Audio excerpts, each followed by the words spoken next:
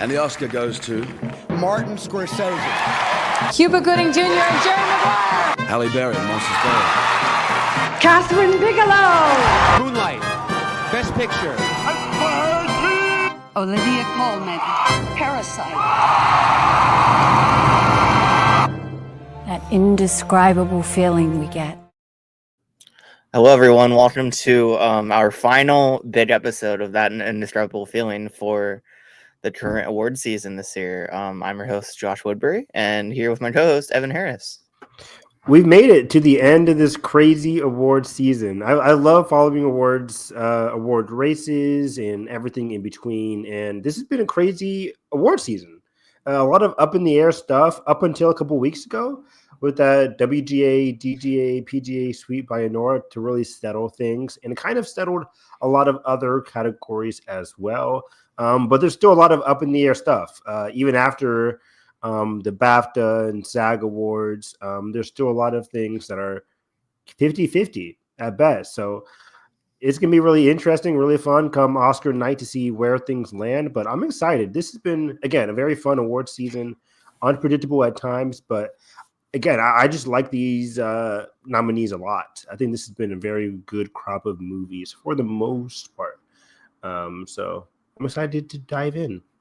Agreed, yeah. There's obviously a couple big ones that we as a collective group don't love that made waves this season, but as a whole, like the best picture lineup this year, can't complain much.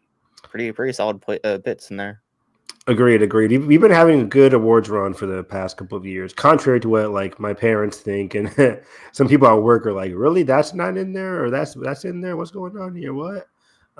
But yeah, this is good. And usually I like to watch all the Best Picture nominees. I still have not watched I'm Still Here or Nickel Boys, but you haven't watched Nickel Boys? No. I think I've had chance to see it in theaters. It's just like I don't know. I just haven't had the initiative to go out. It's on streaming now, I think. I think it's about to be in streaming. I think I think it's on MGM Plus, I believe. That doesn't count. Whoever has that. Yeah. I mean, you get a free trial, but yeah. Yeah. So I'm just waiting for those to drop. There should be like a mandatory thing for like prior to Oscars.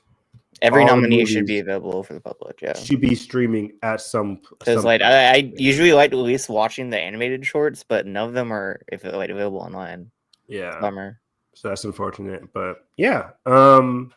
This should be interesting. Edgar, our other co-host, isn't here, but we do have his picks when we get to those categories. We do. So, can you send them? Yeah, I can. Okay, I'll bring them up. And I just have mine on the app, so I'll just talk about mine. I just get this feeling. I know we haven't done this in the past, but I had a good idea.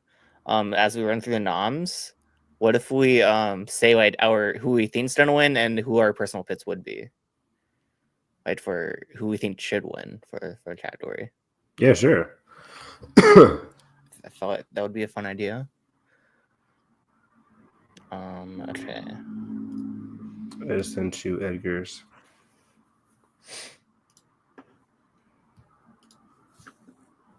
All right, I have his on standby. All right, do we want to kick it off with the shorts? Yeah, let's start from the bottom. Then we'll go to the start from the bottom with the below the line stuff. Then we'll get progressively into the above the line category. But yeah, let's do the shorts, the ones that we haven't seen. But Josh and I both listened to a number of podcasts, and we have I think settled on some of the ones that I think most people are looking towards. So this is live action short. The nominees are The Man Who Cannot Remain Silent, Alien, Anuja, I'm Not a Robot, and The Last Ranger. Josh, you're looking at Alien here for the win. Gold Derby has his second, but I'm with you. I think I primarily listened to Next Best Picture podcast, and they also had Alien as their presumed favorite to win as well. It's seemingly one that is across the board easy for people to like. easy for people to digest. Kind of has like that universal appeal to it as well. Yeah, I think Oscar's expert also went with Alien, so that's just I usually just follow them in the shorts if I haven't seen them. Yeah, sorry if we don't have much to say, guys, but yeah, we have not. I have not. They're just hard to watched find it this first. year, right? Yeah. Usually, at least most of them are online or on YouTube or something, but like most of them are paid on Vimeo or just not available at all. So I don't know about you, Josh. I've been keeping track of the anonymous ballots this season more so than any other year because I'm really like rooting for particular movies this year. So I'm very curious about these anonymous ballots. But when I read those ballots, a lot of them do say abstained in terms of like the short categories. People don't watch them, unless they're like actually invested in their jobs. Which and people are upset by that, but like voters, just like everybody else, they're human. They're not able to watch everything. They don't want to watch anything, and that's their right. It might suck. It's like, oh, they have this privilege. They should do everything. It's like, yeah, not gonna happen. So yeah, I think people will be safe going with Alien. The second place person, I guess, would be like the man who cannot remain silent or Anuja. So those aren't bad picks. I also watched the Big Picture, that podcast. I watched their predictions. They were choosing Anuja, so that's why I have which one were you watching? What's it called? The Big Picture. Oh, okay. Sean Finney. Yeah. Oh, yes. Okay. Yeah, a lot of podcasts out there. But yeah, I don't think you can go wrong by putting Alien as your number. I think these are the top three, though, as far as I know. Yeah. Agreed. But the shorts are always like a just guess basically and see what the fuck happens because you never know. Yeah, they're like kind of the deal breaker for your brackets as well because a lot of people are in the whatever space. My strategy is just to stay with you unless I feel passionate about something. That's how I win. That's how I don't lose that bad this year. Okay, then let's do a documentary short. I have I'm Ready, Warden.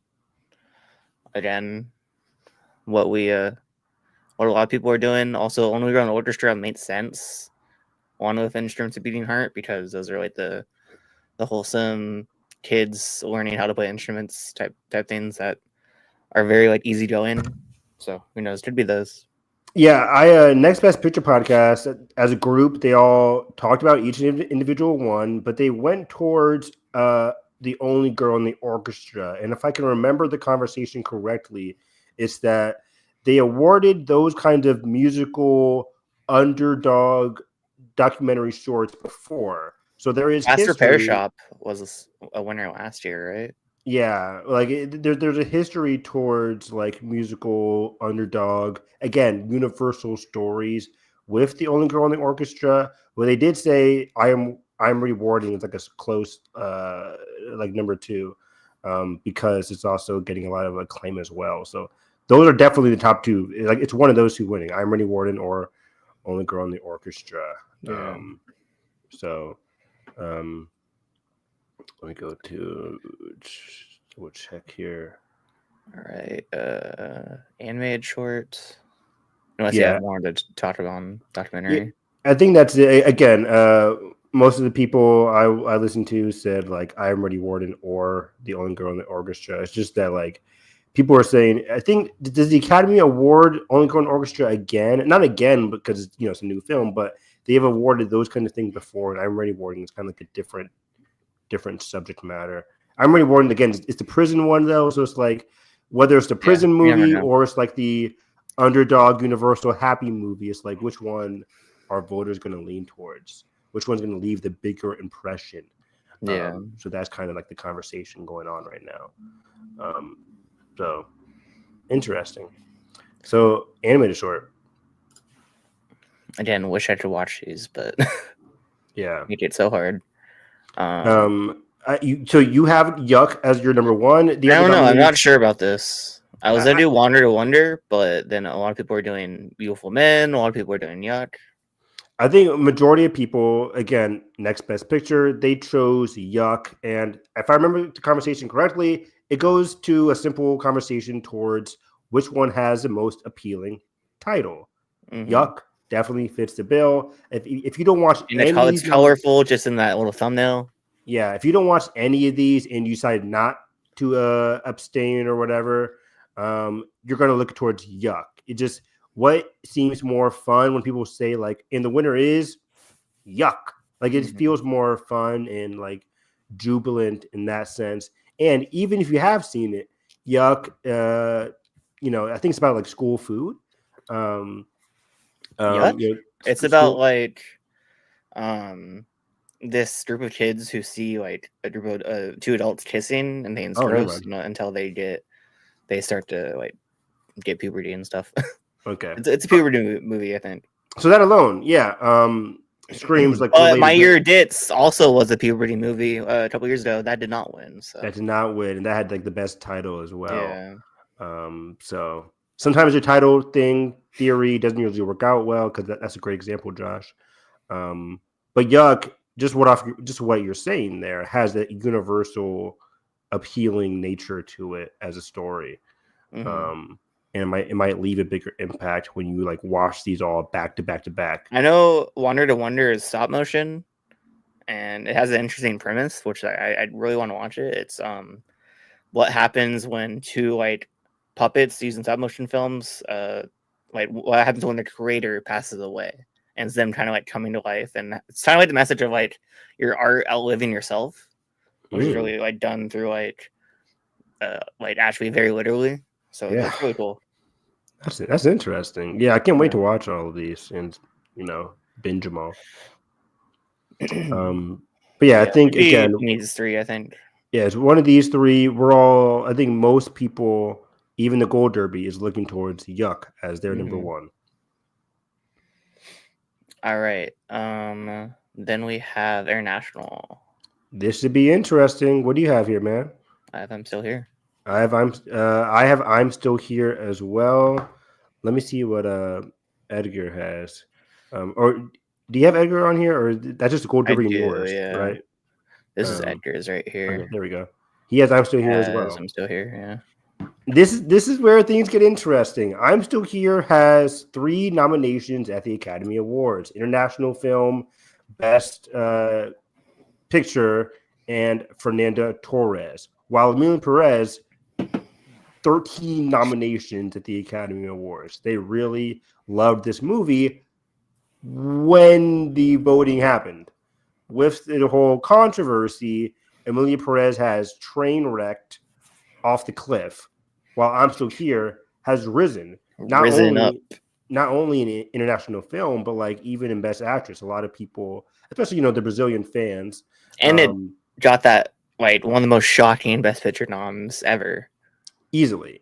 When that happened, that alone showcased How strong it is. how strong it is. But again, Emily Perez and I'm Still Here both have Best Picture nominations, so they're both technically strong. It's just, and Amelia Perez has won at the Golden Globes. It won at BAFTA. It won at Critics' Choice. 3 televised awards for Amelia Perez. BAFTA came out after the controversy, and Amelia Perez That's BAFTA though. still won. That is BAFTA, though. I agree. So when it comes to the Academy Awards, I think we're going to see a difference here from BAFTA. I think BAFTA Because doesn't really even care that like much about how do controversy. you know the gap between when BAFTA voting ended and Oscars voting ended? I think BAFTA voting. So BAFTA voting ended, and then like a week or maybe less than a week later, Like a Oscar week. voting ended. I mean, that week could be huge. That was like Yeah, right when I'm Still Here was rising.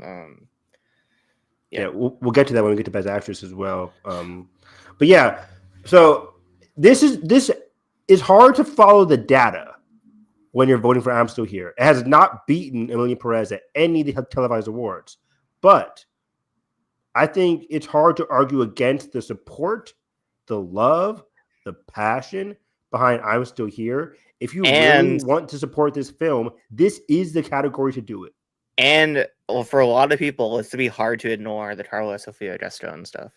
Exactly. And it's safe to say that's definitely going to affect Best Actress. Carla's done. Oh yeah. I mean, I don't think she had a shot to begin with, but Agreed. But I think the argument is that like people have been saying are the criticism against Carla, will that just affect Carla? Will that affect any of the nominees? It's definitely not affecting Zoe So why would it affect international film? That's the counter. Because her name's in the title. Exactly. And I just think I'm Still Here has so much passion. And even outside of passion, I have not seen it, but I just heard excellent. I saw it a couple Yeah. days ago, and it's worthy. Like, it's so much better than Millie Perez. So I've heard reviews like that. I've heard it's just excellent. Fernanda Torres is amazing. So even outside of just being like, oh, I don't like Emily Perez, so I'm voting for I'm Still Here. I think it goes beyond that. It's actually a great movie. There's a lot of passion behind it, and it feels like something that would win this category for sure. It does. It feels like the type of movie that they would like go for. That being said, I think without the controversy, I would have to pick Emily Perez. Oh yeah. Regardless of that. But yeah, so it's partially controversy, but also partially it's just an actually great movie. It's actually worthy of winning this kind of title. And again, when it comes down to wanting to support this movie, you can't really do it in Best Actress. We'll talk about that. You can't really do it in Best Picture. This is the category to like really shove like your support behind this movie. Fernanda, Brazil, if you really care about that. I think most Oscar voters don't care about like supporting Brazil, but they really want to support the movie that they like more. And I think if you ask most people, if they watch both movies, which one do they like more after finally seeing and catching up to I'm Still Here, which they the have problem done. is like I don't think they like you said, I don't think they saw I'm Still Here until it was nominated. But like the big chunk of the Academy didn't. But it got nominated what, Josh? A month ago at this point? There's been plenty of time for people to catch up on this movie. People don't usually catch up on everything. We just talked about that with the shorts. But if the film's in Best Picture, they're going to do their due diligence. They'll try. I mean, I don't know. Some people don't watch fucking Brutalist or Dune. So the mass majority of people. Yeah. I would say the majority. There are, of course, like, there's like thousands of Oscar voters. Obviously, you're going to get 50, maybe 100 who don't watch everything. But the majority is going to at least watch the 10 Best Picture nominees. So what they can at least do. And I think if they do that, most of them will realize, hey, I'm Still Here moved me more than Emilia Perez. Again, we're going to be talking about data a lot with these categories. And I'm Still Here doesn't have the data behind it.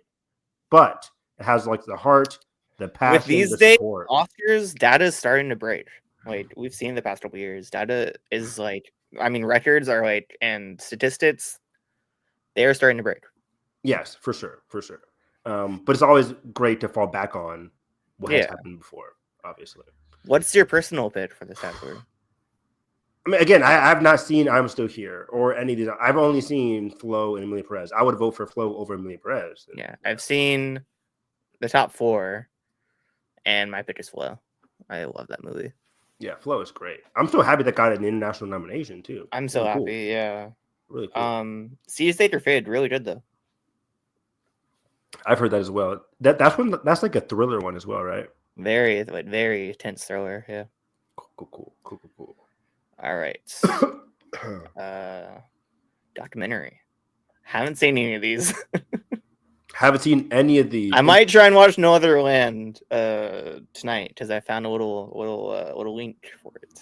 Oh, Jack Sparrow motherfucker over here. But yeah, nominees: No Other Land, Porcelain War, Sugarcane, Black Box Diaries, Soundtrack to a Coup d'Etat. Similar to the conversation we literally just had with international film, there's not a lot of data to support what we're thinking is going to be the winner. Gold Derby says No Other Land. Josh and I say No Other Land. I think Edgar would agree with No Other Land. But yeah, this No Other Land, if people don't know and are watching this podcast, this is about the Palestine-Israel war. Which is why it's risky.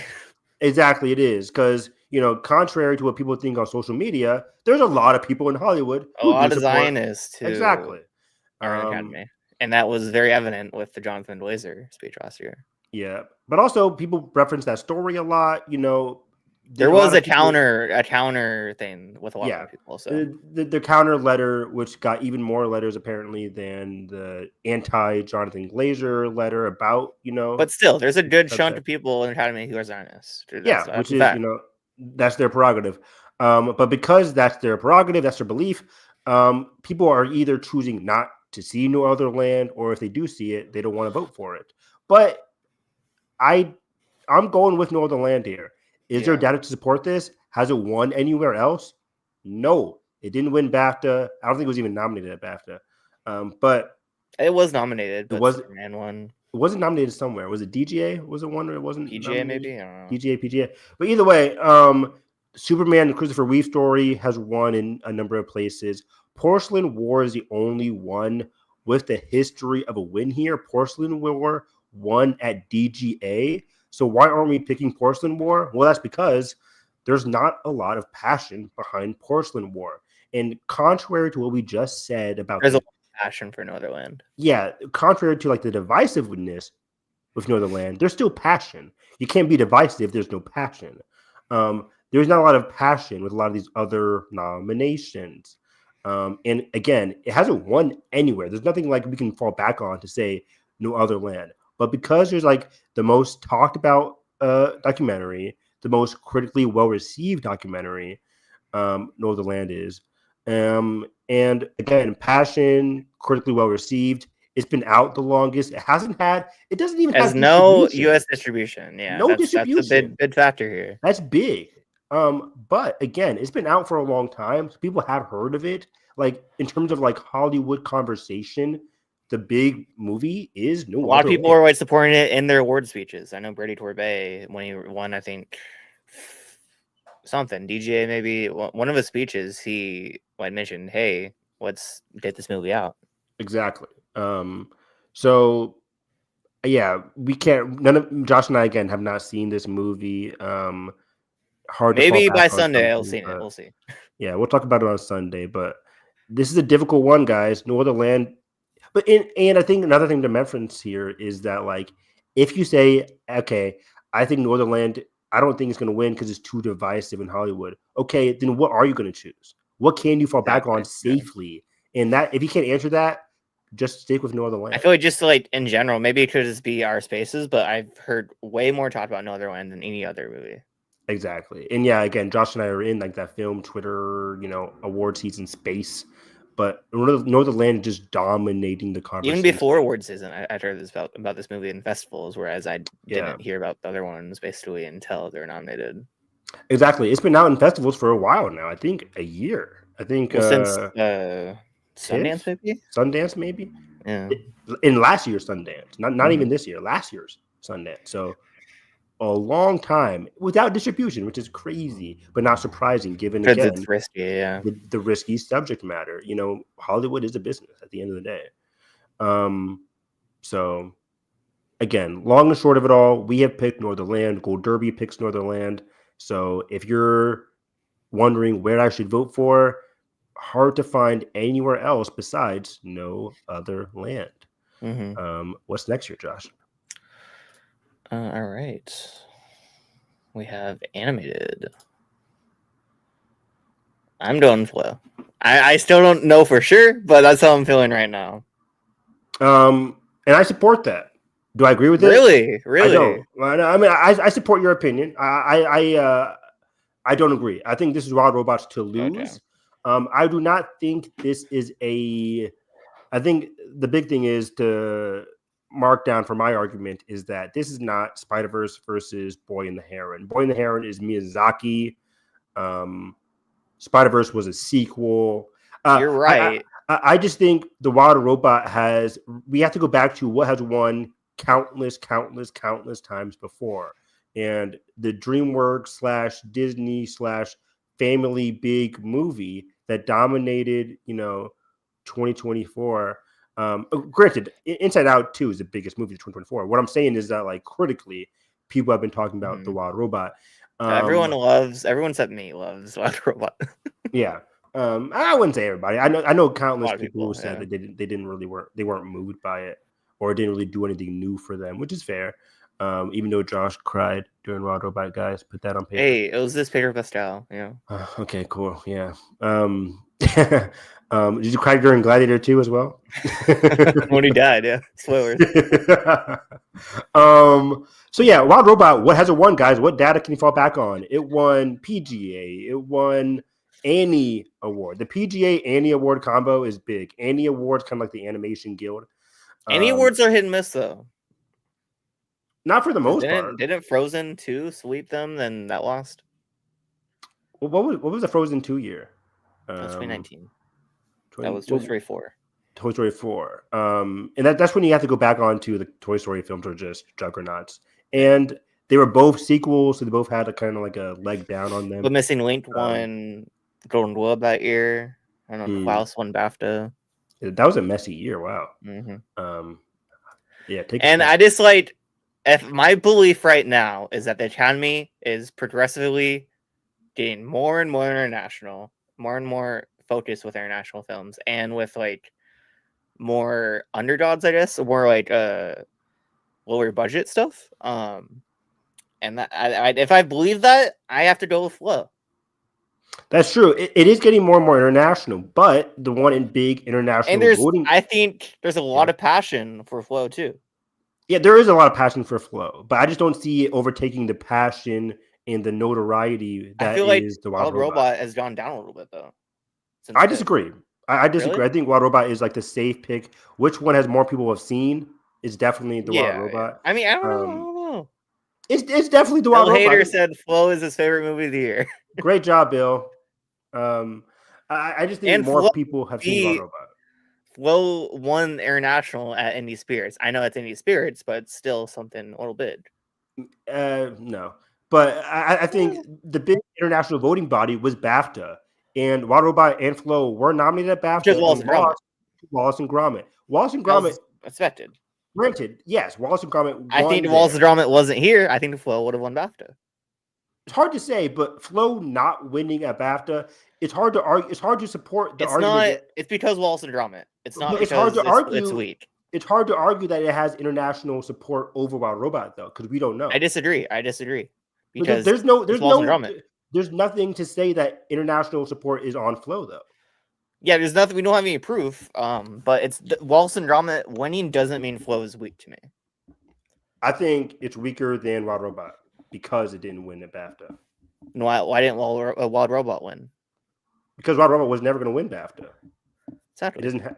Yeah, I mean, I'm diminishing the international support behind Flow compared to Wild Robot. It's just because they went with Wallace and Gromit, though. Like, if Wallace and Gromit wasn't nominated, I think Flow would have won. I don't think Wild Robot would have won. No, we can't know for sure. We can't, but that's just how I feel right now. And especially for Wild Robot, this has more nominations than most. Like, this has finally cracked the best score category. It cracked the best sound category. You can't. That's true, but so did Flea.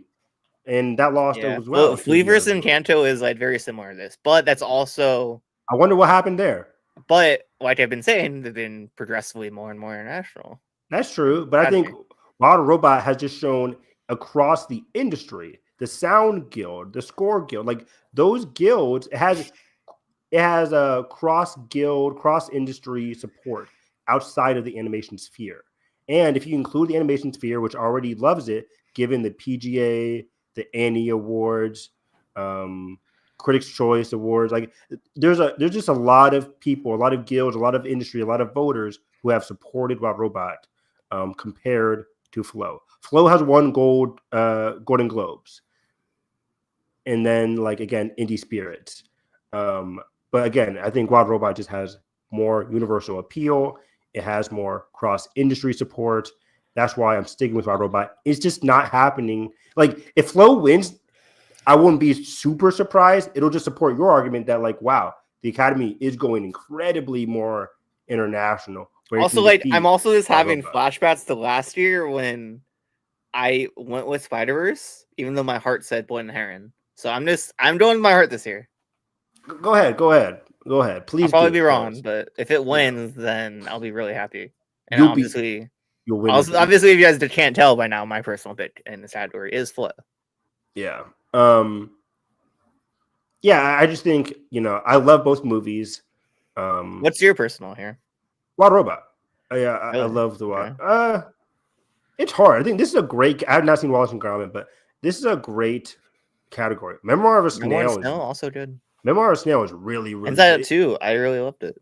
It surprised me. Inside Out 2 is really good. Flow is awesome. Water Robot is awesome. So I'm just I forget what my ranking for 2024 was, but I think I still put Water Robot a little bit above Memoir of a Snail. I don't know where I put Flow. He did Water Robot. Edgar did Water Robot as well. So yeah, I keep going back to last year and thinking this is not last year. Spider-Verse was a sequel. Boy and the Heron was Miyazaki. Yeah. It had everybody just loves Miyazaki, and the movie is just so good, guys. I probably go Wild Robot on our Oscars poll, so I don't win that, or so I don't lose that. No, go ahead, Josh. Go with your heart. Oh, I'm staying with you though. Oh no, I lost Josh. Maybe I left as well. I'm not sure. I'll keep on talking. But again, go with your heart, go with your head. Wild Robot has a lot of appeal, but Flow does too. And yeah, I know we shouldn't be talking about anonymous ballots, but like I mentioned earlier, anonymous ballots have been very fun to track. And looking at anonymous ballots, Flow I think is winning, but Wild Robot is close behind. Oh, there you are. You're back. Can you hear me? I can hear you loud and clear. Okay. Was I frozen for a second? No, you just went to black. Okay, that was weird. Yeah, we're all good. Oh, you're out again. He's back to the black screen. But yeah, so Wild Robot versus the Flow. Again, a lot of people in the Oscar ballots, in the anonymous ballots, are going for Flow. But I'm sticking with Wild Robot. I'm just sticking with it. I think there's more support behind it. And all right, give me a second. I'll be right back. Go ahead. I'll keep on yapping. So let me look at the other. I won't move on beyond this category, but I think in general, animation was pretty good this year. We had Wild Robot, Flow, Memoir of a Snail, Wallace and Gromit, and I usually watch everything here. Wallace and Gromit came out the first week in January, and I wasn't able to catch it, so that's kind of unfortunate. So there we go. I think that's it for the animation category. I don't want to move beyond ahead of Josh here, but I'll just give you guys a little tease because it's just me here, and I'm thinking my favorite category, and I can't wait to talk about it with Josh, is Best Actress, and I'll give you guys a little tease for Best Actress. This is a 2-horse race between Mikey Madison and Demi Moore. And I still don't know where to go. I just talked about the whole heart versus head of it all, but my heart is pooling for a certain category. I don't want to reveal it just yet. If people have watched this podcast, if they've watched me talk about my favorite film of the year, you know what? F it. I'll just say it. It's just me here again. I don't care. My heart is pulling towards Mikey Madison, but my head, my thick skull, my thick noggin is also going for Mikey Madison. So I don't know where we're going to go. All right, I'm back. We're on actress. No. I was just yapping. I was just yapping about teasing people for my thoughts ahead. Okay. But yeah, let's just go in order. I'll go. I just said that's my favorite category of the night. So I can. Got it. Okay. 1 second. I don't even know what's after this. I think it's visual effects. I think is after animation. Yeah. 1 second. Can you hear me and see me good? Yep, loud and clear. I can hear you well. Yeah, visual effects we have next. I think the next couple ones are going to be pretty simple to go with here, buddy. Yeah. So the nominees: Dune Part 2, Kingdom of the Planet of the Apes, Wicked, Better Man, Alien, Romulus. I really like that Alien Romulus made this category. I like that movie. It's good. Besides the CGI deepfaking. It didn't bother me as much as other people. But I am super excited for Alien Romulus 2, whatever it gets called. Because I think Fede is more excited to talk about new things. Do more fresh shit. Yeah, I'm totally down with that. Anyways, yeah, this is the category where you can just safely follow what happened with BAFTA. Yeah, BAFTA and kind of the easy, no-brainer kind of thing. No-brainer. I mean, a lot of people are also picking Kingdom of the Planet of the Apes. Those films have consistently had. It's never won. Yeah, there's never one. They've always had gorgeous visual I mean, effects. it could be the year, but like we also have Dune. Yeah, and there's nothing to support that. I mean, it did win VES. The Visual Effects Society did pick apes, but they always They pick always apes. do the apes They always movies, pick yeah. apes, and it never follows with the overall Academy. I'll just add Why? it just in case. Because the overall Academy has support behind a bigger sci-fi or a bigger budget kind of movie. In this case, just like Dune Part 1, it's going to be Dune Part 2. Also, Dune Part 2 won BAFTA for Best Visual Effects. BAFTA, when it comes to text, it's just easy to follow suit. So yeah, it's just one of those, like, you turn off your brain. Which one do you just think has a clearly best visual effects? It could be Dune's only win also. It could be Dune's only win. I'm predicting it for 2, but yeah, same. it could easily be Dune's only one. This is the safer one to pick for Dune for sure. For sure. What What's your personal? do you mean personal? Oh, for Like this what? category, Yeah. Dune. I would go for Dune. I'd say Dune, but Better Man's post acting for me. Yeah, I've heard Better Man looks really good. I mean, just thinking of the trailers, it You looks just really good. you just don't like. He just doesn't tell like halfway through the movie, you just don't see a monkey. You see him. It's that well done. I mean, if you don't see a monkey, what do you see? I mean, you do see a monkey, but like you. I'm kidding. I don't know the words, but Yeah, I know what you mean. Yeah, like he becomes the role. Yeah, exactly. Yeah. So yeah, Dune Part 2. It's just so unfortunate, Josh. I think we'll use this category to talk about like the sadness of what happened with Dune Part 2 this award season, man. It came out too early. It was going to come out in the fall in 2023. Got delayed because would have done probably even worse.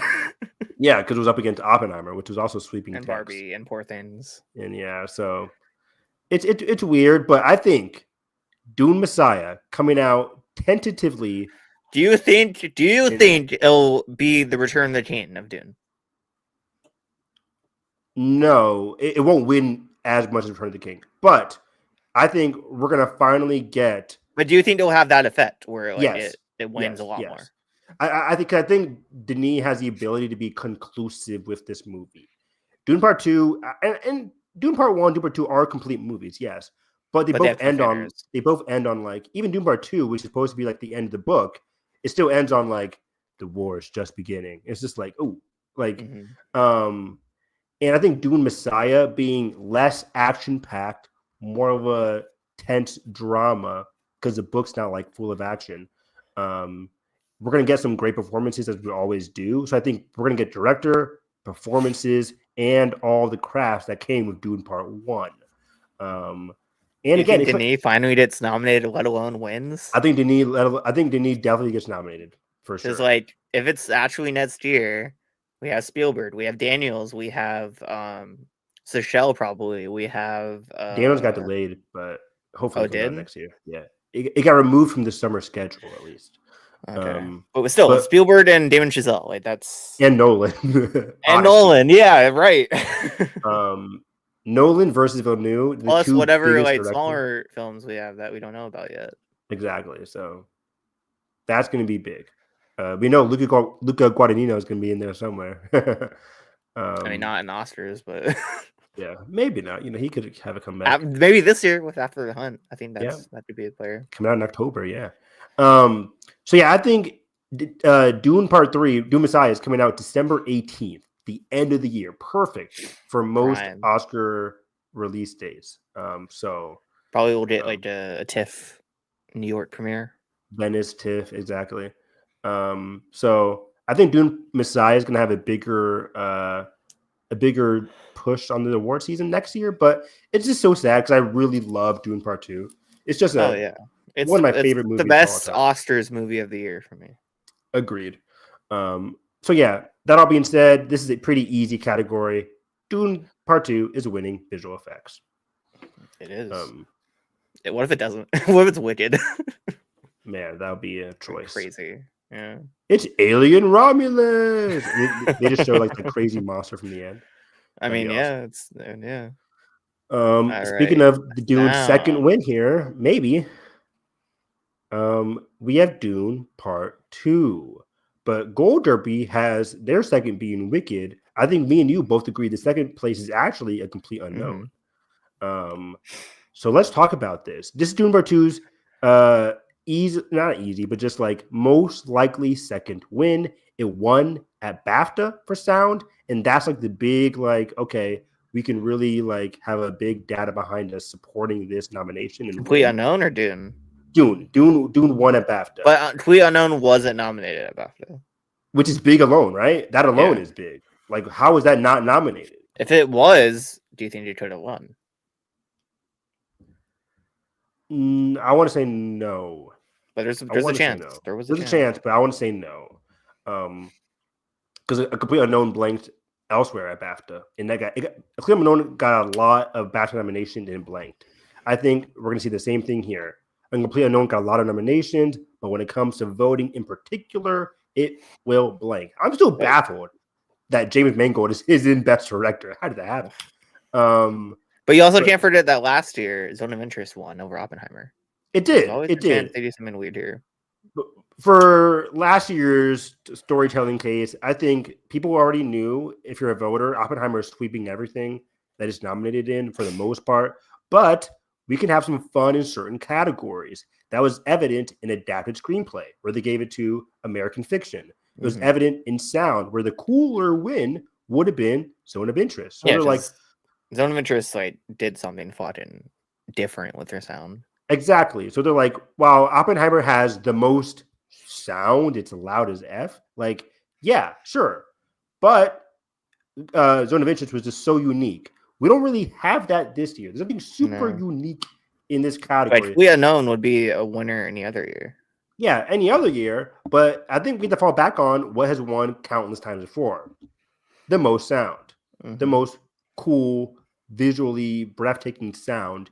And when you hear those atomics in Dune Part 2, oh my God. Like the third act is predicated on the great sound work. Also, one of my favorite shots when they're defeating the not the helicarrier, but the helicopter scene is Zendaya and Timothy when they're underneath the sand crawler, and then she fires, score drops, it crashes, score pops. Like the sound when she's running, she's laughing. Then my God, so good. It's so good. So if you're just watching like a lot of sound clips for each movie, I think you have to go with Dune Part 2.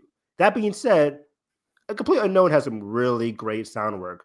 Even though I didn't love the movie, I think everybody can say the best part are those live musical performances. And they're mixed really well. And they're mixed incredibly well. People have been sharing the Monica Barbaro, Timothée Chalamet duet, which I love. I love that scene. That sound work in that scene is really good. Totally, yeah. So again, though, I think you have to fall back on the BAFTA win, which was Dune Part 2. Edgar already went with Dune Part 2. And yeah, second place has to go with The Complete Unknown. Anonymous ballots are also seeing A Complete Unknown surge, so that could surprise, that could shock. But I think you just have to go with here the biggest sound. I would feel more confident again if Dune Part 2 came out earlier or came out, later in the year. It had more nominations. I'll be easily more confident here. But again, I think you get to fall back on the BAFTA win as like an example of what will happen. And I'm happy that Wild Robot got in here too. That was a surprising nomination, but I like it. But yeah, these are our picks. Dune Part 2 for best sound. What's next? What is next? We have song, which is probably my least favorite category of the night. Oh, fucking stinker of a category. Not great. I think you predicted Elton John, didn't you? Huh? To get nominated earlier when we were doing nominations. I did. I don't know. I forget. I remember one of us talking about like Elton John could get nominated. I was like, really, Elton John? Yeah. But either way, Emilia Perez, wow, the controversy has really halted this movie. It is a musical. It has 2 nominations here. And when that usually happens, it's hard to lose. And you have to go with the big musical performance. Even if you hate Emilia Perez, El Mal, the Zoe Saldana song, is like the biggest set piece of the entire movie. It's the one that affected me the most. I was like, oh, wow, like, it helped solidify Zoe's win, and it helped solidify this win in best song. So, yeah, and I don't hate Amelia Perez as much as other people, and I really liked this whole performance in El Mall. So, I'm glad it could win. I would actually I prefer Like a Bird from Sing Sing to win here. That'd be my personal pick to win. I don't have a personal because I don't really like any of these. Yeah, that's fair. And I think there is El Mall, I guess, is like the scene. Probably the scene that like El Mall is probably the best part of that movie for me. I completely agree. And even though then it was like, oof. Yeah, I just like the camera work and what she was actually talking about, like these idiot businessmen. But yeah, I went with El Mall here. There's not a lot of other second place options here. The winner is going to be El Diane Mall. Warren. There's a chance people just want to give her the award to shut her up. Who knows? She won't shut up though.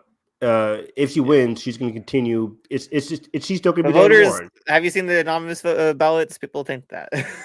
Yeah, people think that, but I don't think that will happen. I think Diane Warren's going to be like, she's not doing this to be like, I'm going to keep on going until I win. No, it's just that the industry likes Diane she Warren. is. I think there was a last year in the ceremony, she got like really mad when she didn't win. Did she? Yeah, I remember that. Oh, wow. Right, some award show. I think El Mall is just easily the number one pick here. The conversation, there's just nothing else to be said here. Yep. What did Edgar go with? He did El Mall. El Mall, yeah. So yeah, easy peasy. El Mall, we're in agreement here. Best score. Brutalist. This category is also one that I don't love the nominations in this category. Brutalist is easily my favorite score of the year. Brutus and Conclave are the only good ones, personally. I agree. I mean, I actually like Wild Robot. I don't love the score from Wild Robot, but I support the nomination there. But yeah, Amelia Perez and Wicked. Okay, whatever. Wicked, like what? How's that even eligible? And Dune isn't. I don't get it. Right. I mean, there is a score with beneath the soundtrack. But it's not original. Wicked. I don't think they used the same song or the same vibe from the play in the score here. Still an adaptation of the score, though. A different arrangement. It's not original. Sure. But like again, because it's a different arrangement, they consider it. I guess that's dumb, but yeah. You're right. But yeah, Brutalist would have been great here, or is great here. Challengers obviously should be here. Yeah. I'll put Challengers over Wicked. Or Amelia Perez, whichever one. What other great scores from last year? Scene had a good score. Scene had a great score. Nosferatu. I'm surprised that wasn't nominated. Nosferatu would have been solid as well. But I watched Nosferatu last night. Man. Oh, nice. Good movie. Where'd you see that at? Just Where'd you watch it? At home on 4K. Oh, like is it streaming anywhere? The Blu-ray's out. Yeah. Oh wow! Oh, I didn't know the Nosferatu Blu-ray is already out. Holy shit! Yeah. That was quick. It's a nice steelbook. Wow! Holy shit! Right there. Cool. I gotta get that. Thanks for reminding me. Yeah, very nice one. Do I? Oh, nice. Do I have any Edgar's movies on steelbook? I don't think I do. I have Northman just on standard 4K. I gotta buy Witch. I'll probably buy Witch and Nosferatu. Northman I really like, but I don't need to buy. Witch has a A24 special edition, I think. Awesome. Thanks for telling me that. But yeah, best score. As soon as you watch the first 5 minutes of The Brutalist, you're like, oh, yep, this is that's it. That's the winner. I think even if Challengers is here, sorry guys, The Brutalist is winning. For me, it's a score that I will say if Conclave wins Best Picture, there's like a 10% shot it wins score also. It's definitely second place for me. Yeah. Actually, I don't think that it's like 5% maybe, but there's a small chance. I've seen some voters picking Wild Robot in this category. Really? Yeah. Because the Wild Robot score, it may be generic, but it's uplifting. It's really like, it really soars. but yeah, so it's interesting. This category is interesting. It didn't win at Golden Globe. That went to Challengers. It didn't win at Critics' Choice. Oh, the That went Challengers. to Challengers. Challengers is not nominated here. It won BAFTA BAFTA though, right? went to best, or for The Brutalist for best score because it was finally Mhm. nominated and Challengers was not. That kind of gave us a tease for what we see here, where Challengers is also not nominated. The Brutalist is. Was Soundwave nominated at BAFTA? It was, I think right? so. Yeah, Okay. it definitely was. Because Conclave got overly nominated. They love Edward Berger there. Yeah. So yeah, the Brutalist will win here. It has a BAFTA win. Challengers is not here to challenge it. And I think just visually, or sorry, just audibly listening to the score, like whether it's the opening sequence, which is just iconic now, or even the intro, where the bus ride, where you just see the credits, the opening credits. That one's also a very good track. And Everything, the whole yeah, score is whole like all 3 score. hours of it. Yeah, it's just brilliant from start to finish. There's never a dull moment in the movie because of the score, for me at least. And yeah, I think you just have to go with The Brutalist. This is going to be one of a couple wins for The Brutalist in text and above the line. So we'll see. Brutalist also obviously my personal pick here. I agree. My personal pick as well. My favorite score from last year. I agree too. What did Edgar pick? Probably Brutalist. Probably Brutalist. He's copying me. Brutalist. So yeah. Okay. Again, if you think if anything was a surprise, if anything, you think would go to Conclave and not Wild Robot? Okay. I think Wild Robot might be my second place surprise, but yeah. Just like only if it wins Best Picture.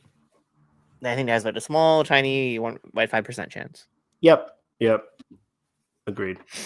So what's next? Like I don't even think Wild Robot might win animated, so why would I go with it here? True. Number 2. Yeah. Fair argument. Okay. Production design. Wicked and nothing else has a shot. Yeah, this is production design. I think the next one's costume design. These are easy.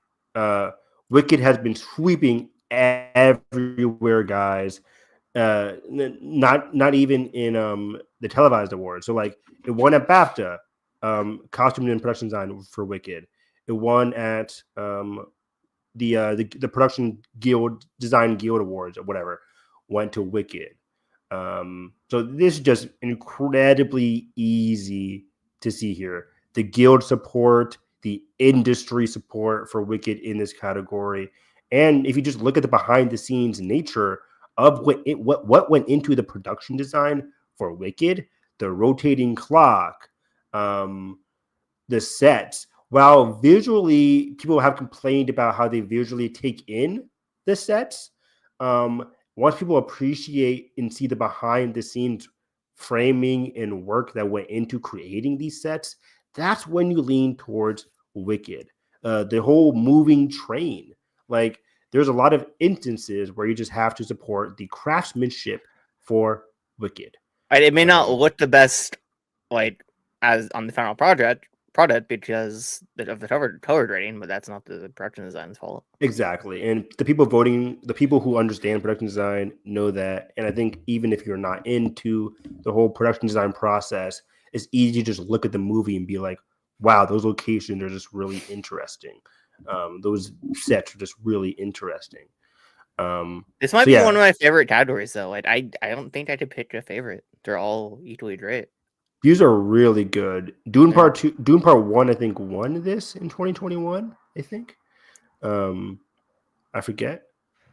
I'd probably, I don't know. It's hard to pick a favorite. Brutalist has Brutalist I thought was going to win early on in the season. Yeah. But the Nosferatu Castle is really good. I think Conclave would be last for me, personally. But they created the Vatican. And it looks great. It looks like the Vatican for me. The apartments, and I don't know. It looks good. It does. It looks good, but for me, it's not as unique as the other ones. I'd probably personally go Wicked, honestly. I understand that. I might go between the Brutalist and Nosferatu. Yeah. In this one.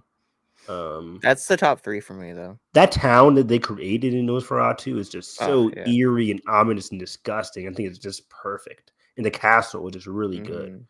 So I might go to Nosferatu for my personal pick. But the Brutalist also is just like screaming like, oh, wow. Like, Yeah. so cool. The way Adrian Brody's character The library. walks through that library, those Yeah. sets, like gorgeous. So yeah, great.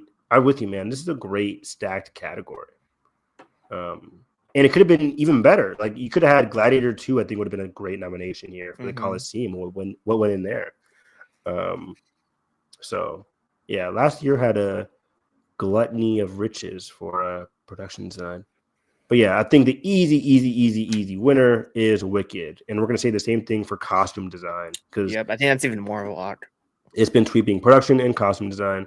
But we'll get to that later. We have makeup next. Yeah, we have makeup hair. Makeup and hair.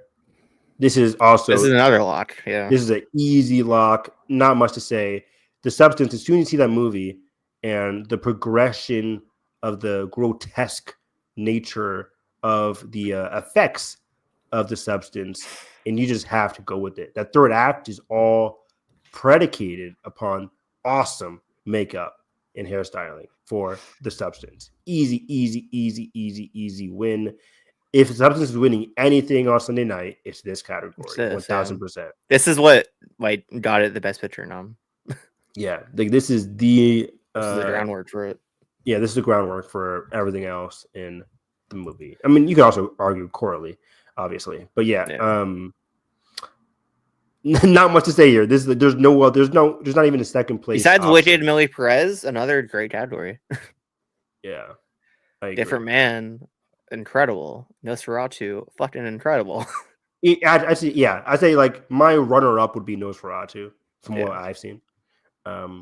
So your personal Substance? It's easily Substance. Agreed. Yeah. Yeah, I'd probably have to go with that too.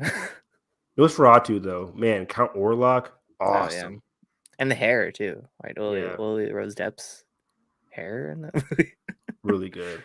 Yeah. Aaron Taylor Johnson's mustache? Come on now. Peak mustache. Peak mustache.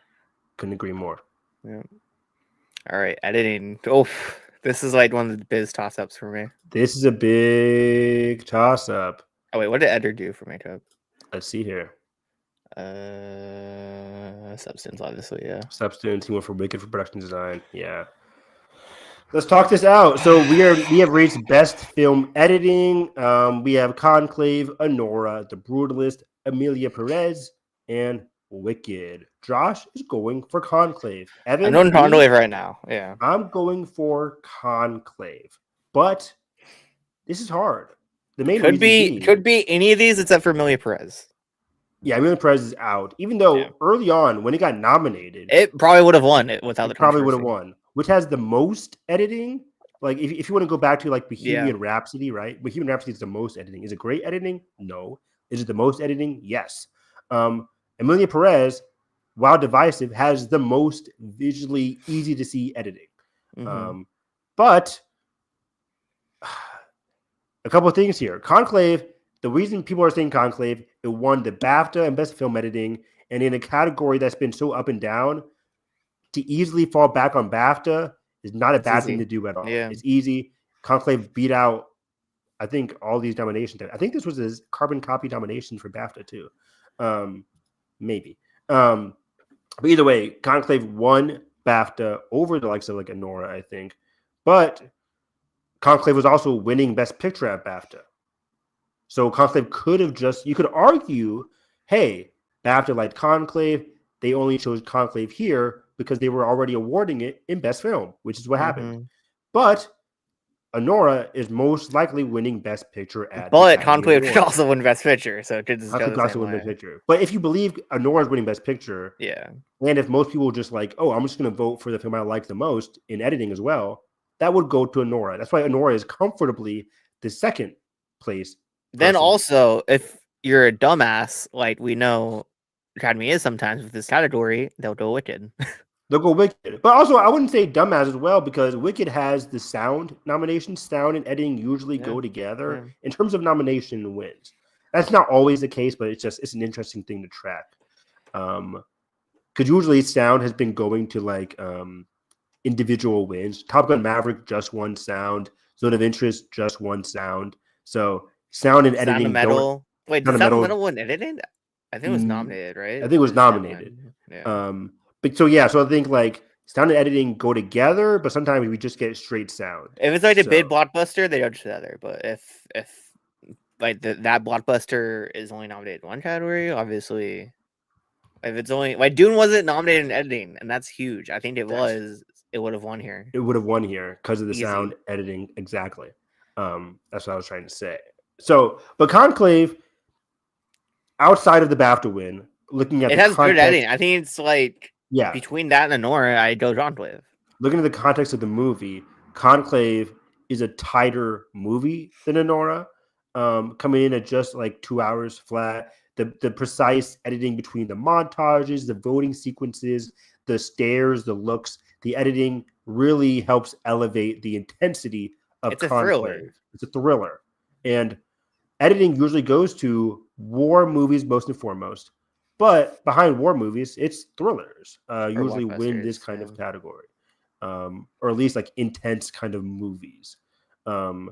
Last year, editing went to the most editing, which was Oppenheimer. Just the longest movie went to the most editing. It was But the best picture also front runner. the best edited movie that year. Agreed. I think in 2022, I don't know because what was also last year? It was I think Poor Things was nominated. There's something else that I liked more. I don't know. I can't remember. Can't remember either. But either way, I think in 2022, editing went with the best picture winner as well in Everything Ever All at Once. I think won best editing in 2022. So people are like, well, that could support Anora. But I think those two films, Oppenheimer and Everything Everywhere, were already going to win editing, even if they weren't best picture frontrunners. American Fiction was nominated for editing last year. That's crazy. Interesting. Yeah. So I think American Fiction was nominated because that was the top 5 best picture movie. Yeah. And Everything Here is seemingly a top 5. This is their top 5 before the controversy. Yeah, before the controversy. Like now, I would replace Emily Perez with a complete unknown, and that would be our top 5. That would have been your top 5 for so. So yeah, I think what we're falling back on is that BAFTA win, but I won't be surprised by an Anora win. There's also like 1% chance maybe Brutalist takes it. I don't think so. It's the longest movie. I would love it, man. I would love it. People criticize like the length of the movie and they don't like the last half. It drags or whatever, or it's so different. I think people complain about the editing there. Because they're dumb. But falling back on some anonymous ballots, they're bullshit, but they're fun to track. I've seen a lot of Anora and Conclave. Yeah. Which just goes to show. Yeah. What's your personal picture? Oof. The Brutalist is mine, obviously. It might be Conclave. I don't love Conclave, but it might be Conclave. Even though I love Anora more, I might vote for Conclave. Nice. But I just envision like me in the theater watching those awesome montages. I mean, Brutalist has awesome montages also, Evan. It does as well. But again, Conclave is just so tight. Like I was leaving the theater like, wow, that was 2 hours. Holy shit, that ran by so fast. So I can just. I said that with Brutalist also. Well, yeah, but the intermission helps, ease that feeling. So yeah, I think we have to lean towards Conclave. But if Anora wins here, that would mean Sean Baker. If you're also predicting it for picture, director, and screenplay, if Sean Baker would win. I predict the order, but if Anora wins editing, it's a done deal. Oh, it's a done deal. That means that would show a lot of strength behind Anora. Totally.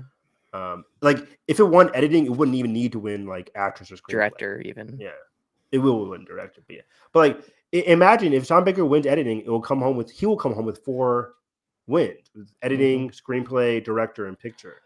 That'll be a rare sight. But I don't think voters are thinking about that to be like, oh, I don't want that to happen to Sean, or I do. Yeah, they don't. I always did this. Like, I always see this narrative come around of like Oscars love to spread wealth. They don't. They don't care. They No. don't care. They don't care. Yeah. You know, I've heard some ballots being like, oh yeah, I've heard some ballots being like, I like Honora, so I also going to vote for it in screenplay and editing. Like it just happens that way. They just like voting for what they like. They don't care about spreading the wealth. I mean, you know, But if it there does are some happen, it happens organically. it happens organically. Like again, Yeah. going back to the zone of interest, where it's just like they didn't want to spread the wealth for the wins. They just wanted to recognize Zone over Oppenheimer. Mm-hmm. What did Edgar say here? Conclave, and Nora. Okay. Costume design. This was the one we were talking about earlier. We kind of already had the conversation. It's Wicked. It's a lock. Easy peasy, lemon squeezy. Wicked has won the Costume Guild Awards. It won at BAFTA. It's going to rinse. It's going to repeat. It's going to be Wicked. Other nominations included Nosferatu, Conclave. What were the other ones? Nosferatu, Conclave. Was it Gladiator in this one? Gladiator, yeah, and the Complete Unknown. Yeah. My personal pick will be Nosferatu. Same. But yeah, great win for Conclave though. Or sorry for Wicked though. I would actually take Conclave out. What would I take Conclave out? This is a bunch of robes. I mean, they look good though. They do look really. They do look really good. I don't know what I would take it out with. My brain's melting right now. Challengers from modern costumes. Urgent Ever, yeah, that I told you shirt. Bring it back. Bring back modern costumes. I agree. Yeah. So yeah, guys, this is Wicked. We're gonna move on here. Cinematography. Yeah. Great category. Minus Emilia Perez. Yeah. Have you seen Maria yet? I actually have. You did watch it. No, I'm kidding. I did not watch it. Ah, fuck you.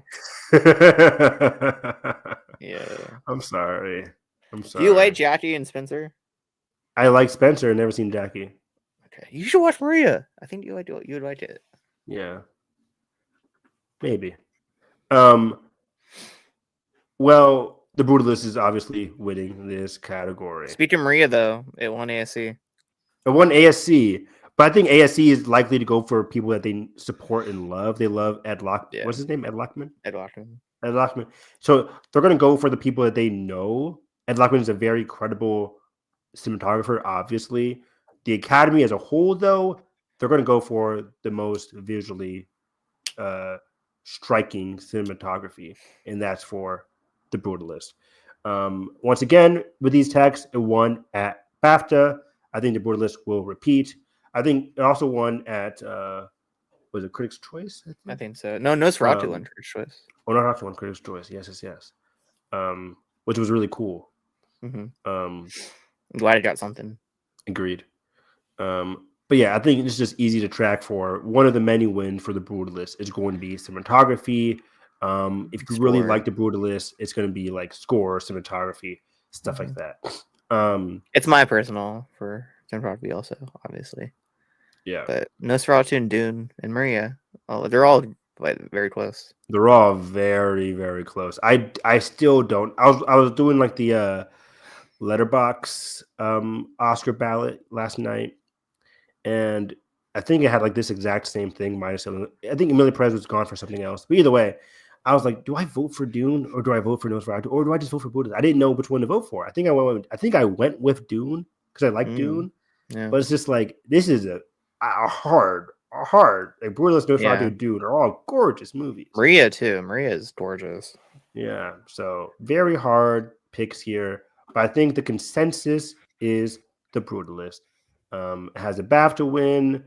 I think just from from the first 10 minutes, the shot of the Statue of Liberty already iconic. So it's best not to think too hard about this. Yes, ASC went for Maria, but I don't believe ASC usually follows the Oscars that closely. No. I could be wrong. It's more BAFTA. Agreed. So, yep, The Brutalist won will most likely win. So this is where we get to the above the line stuff. This is where the harder categories start to shape up. Let's click on the original screenplay here. Wait, what did Edgar do? He did Brutalist, yeah. And he also did Anora, looks like, for original screenplay. Yeah. So what do you think here, Josh? You're going for... So the options are Anora, A Real Pain, The Substance, The Brutalist, and September 5. Not 5th. The safe choice is Anora. But I could see both Real Pain and I don't know. I could see Substance in it also. Yeah, just to do a history for this award throughout the award season. The Substance won Critics' Choice over Anora. It's like, oh shit, is Anora going to go home empty-handed? No, it won Best Picture at Critics' Choice. That was crazy. And John Chu won director. Then at WGA, Anora Crazy. won, but there's a caveat. There's an asterisk under the WGA original screenplay win for Anora because The Substance and The Brutalist was not nominated. But Anora won over A Real Pain at WGA. Come to BAFTA, we're like, okay, Anora beat A Real Pain at original screenplay at WGA. Why won't it repeat? But at BAFTA, A Real Pain somehow beat Anora. But then Mikey Madison won Best Actress, so it's weird. So Man, side note, but I forgot September 5 got in over Challengers. That still bums me out. yeah, it's a bummer. It's like September 5. Why or not? Screenplay is the worst part of the movie. I did see somebody vote for that September 5 Really? Recently. I think it was like today or yesterday in one of those next Best Picture Oscar ballots. So yes, I think you just have to go to the front runner in Best Picture, which is Anora. On top of that, the WGA win. On top of that, it beat A Real Pain before at WGA. The BAFTA win is just so surprising to me. It's hard for me to reconcile that. And I don't think The Substance is as much as of a threat as people think it is. The Critics' Choice were doing something cool, but I think, remember, guys, Critics' Choice is not the Academy. I think 10,000 whatever members of the Academy, we're gonna find some people that didn't love The Substance. Where did Real Pain win? Was that Indie Spirit? It was BAFTA. It was BAFTA and BAFTA. Indie Spirit. Okay, interesting. I think it won a BAFTA and Indie Spirit. Yeah. Because I remember Jesse giving a cool. Yeah, it was won Indie Spirit. BAFTA. I forgot about that. Because I just said that. Yeah, because again, A Real Pain won BAFTA over Anora, while Anora beat A Real Pain at WGA. What do you think is more important? WGA, right? WGA. But again, WGA is the one with the asterisk because The Substance was not nominated. A lot of other nominations were in there. But if the Writers Guild is going for Anora, if people's favorite movie, the Best Picture nominee is Anora, it just go with Anora. You have to go with the Best Picture nominee in that case. I don't know. Yeah. Unless it's something extremely original, and A Real Pain isn't that. If A Real Pain could be. The Substance is super original, and I've seen even like the anonymous ballots being like, well, you can't get more crazier and original and unique than A Substance. At the same time, you're going to find more people who are divisive on The Substance compared to Anora and A Real Pain. It is what it is. Like I couldn't. I'm still so shocked Real Pain didn't get in the picture. That's shocking to me. That is crazy to me. I agree. Yeah. That and I think Searchlight, they had a great campaign for Real Pain. They were doing everything right. Yeah, they did everything right. It's just that more number ones went to "I'm Still Here" and Nickel Boys. So yeah, I think again WGA means a bit more, and once again, the Best Picture frontrunner status is Anora, so I'm just leaning that direction. Was Real Pain nominated for WGA? It was. Okay. I keep saying that. Yeah, Anora just won over A Real Pain. It won over A Real Pain.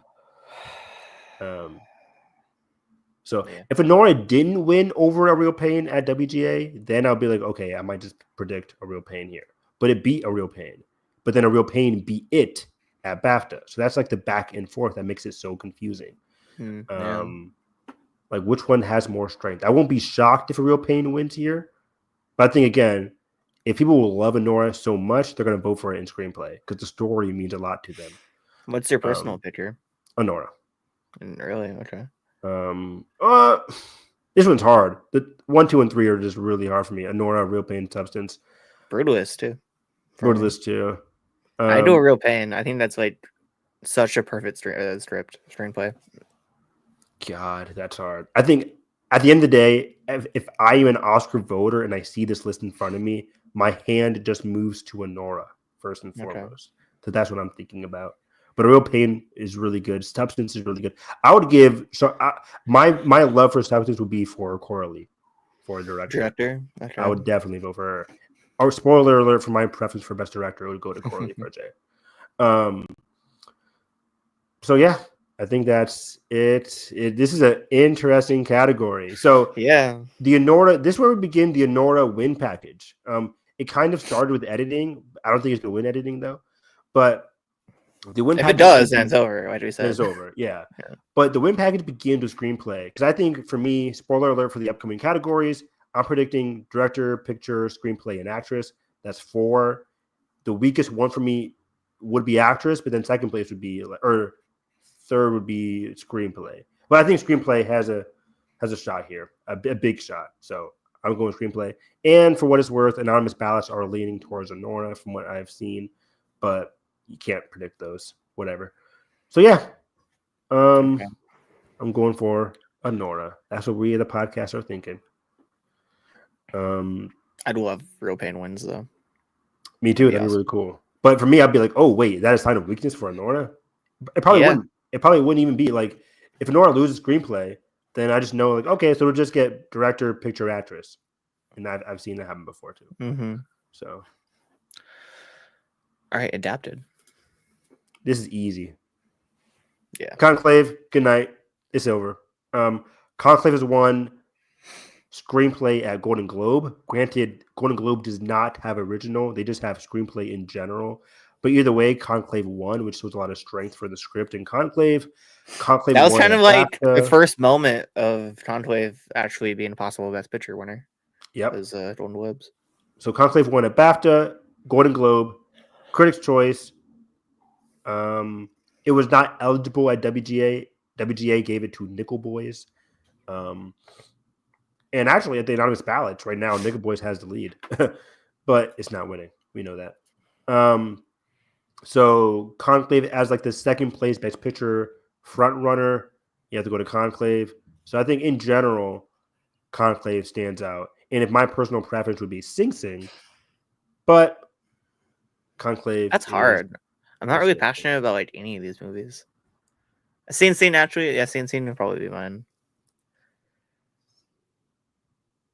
Personally. Yeah. Conclave though. Conclave is good. Conclave is really great. Sharp dialogue, intense dialogue, and it reads like a script. Scene done dirty so bad. It really did. It really did. It should have been supporting. It should have been, Best Picture, obviously. But yeah, you have to go for Conclave here. It has not lost at all. Edgar went Conclave also. Yeah, Conclave just has not lost anywhere. This is over. Here's where we get. Oh wait, never mind. This is a lot. Yeah, we can breeze through this. Kieran Culkin, congratulations. It's over. But what's your personal preference? I probably go Kieran Culkin. I love your Borisov. I love Guy Pearce, but Kieran Culkin would probably be my pick. I might go your Borisov or Guy Pearce. Jeremy Strong, Edward Norton. This whole category is really good, I think. Really good. I would have loved for Clarence Macklin to be in there personally. Yeah. I put him over Edward. But Kieran was just wonderful. Is he a true supporting actor performance? Not ideally, but he is. He's more supporting than lead. That's been my stance. Agreed. I'm with you on. I'm with you on that. Yes, we start and end the movie with him. That doesn't mean shit. Yeah. Exactly. Every scene, once him and Jesse are together, is through Jesse's perspective. That means he's a protagonist. Like in like I think this movie is like a modern day, not like a modern day like Rain Man, but like in Rain Man, like Tom Cruise and I'm forgetting the main guy. I've never seen it. Oh, you haven't seen Rain Man? It's really good. But like I would lean towards Tom Cruise being lead in that movie, and the other guy being supporting, even though the movie's kind of about him. But either way, Kieran Culkin is just winning here. It's over. And my personal preference would be like Yor Borisov or Guy Pearce. Guy Pearce is so like, So what a performance. What a in character. Brutalist. What a character. But yeah, it's a very good category. Very white category, but very good category. And yeah, Kieran, congratulations. I cannot wait to hear his speech. Oh yeah. It's gonna be good. His SAG one was really hilarious. Yeah. And congrats to Zoe Saldana for her first Unfortunately. win. It's not a best done deal category. yet, but It's over. 99% sure I owe you $25. Yeah. I just think, again, from the very beginning, the industry loves Zoe Saldana. In this category alone, I'm gonna think this win is for Wave Water. That's an Avatar. That's my I my think headcanon. my first reaction after finishing Emily Perez, Zoe Saldana She's the best part. She's the best she part. delivers a powerful performance, a great performance in Yeah. Emily Perez. I just don't think she's lead. This is the case where I think she should have been lead. Yeah, what you said. And she would have been a worthy lead. Monica Barbaro, I like that. I like that nomination though. I think she's really good in The Complete Unknown.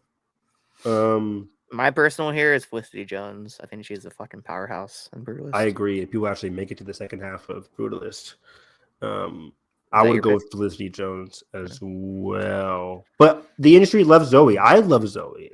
She's one of my favorite actresses in Hollywood. But this performance, though. Yeah. I like the performance a lot. Again, I think it's a really great performance. Not a great character. Not a great character. Would be in my number 2, actually. I think she's great. She's not a supporting, though. I would not vote for her. Really? She's like the co-lead of the movie. It's like the Real Pain situation. We're through. She's basically the same. She's supporting. She's a co-lead. I disagree. It's pretty much like what was that one year with Daniel Kaluuya and the other guy? That's different. That's not different. That's very much different. That's not different. They're co-leads here. She's supporting. We're never with her. Like we're always with Cynthia Erivo. Always? Most of the time. Grande has a lot of individual scenes. The opening number. When? No one mourns the wicked. That's about Cynthia Erivo. But it's sung by Ariana Grande. We're watching Ariana Grande. Then how do you think Kieran Tolton's not the lead then? Same argument. I said I think he's not ideally. I said ideally he's not the ideal supporting character, but I would agree with him more than Ariana Grande. I also just don't really care about category fraud that much unless it's like very egregious, and this is not that case. I think the only cases I've seen are Zoe Saldana and Lakeith Stanfield. Yeah, Lakeith was wild. That's not a supporting performance, no. But yeah, either way, I think I am perfectly happy with Zoe winning. I'm perfectly happy with Zoe winning. She's had a great career. This is a great performance. It's not like she's like, I just think the worst part is like the character is so underwritten. Which is unfortunate. But Zoe is anchoring that role. It kind of reminds me of like Harrison Ford in Captain America, where the character is underwritten, but Harrison Ford is so fucking good in that movie. And Mussolini too. Like she's only in like 3 scenes, but those scenes are incredible. they hold a lot of weight, exactly. Yeah. But yeah, congrats to Zoe. This is over. It's a done deal. I cannot wait to hear her speech too. Now we did, and a little interesting.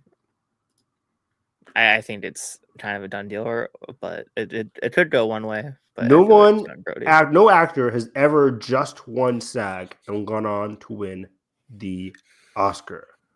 Brendan Fraser, did he win Critics' Choice? He won Critics' Choice. Yeah. Okay. Did he win Golden Globe?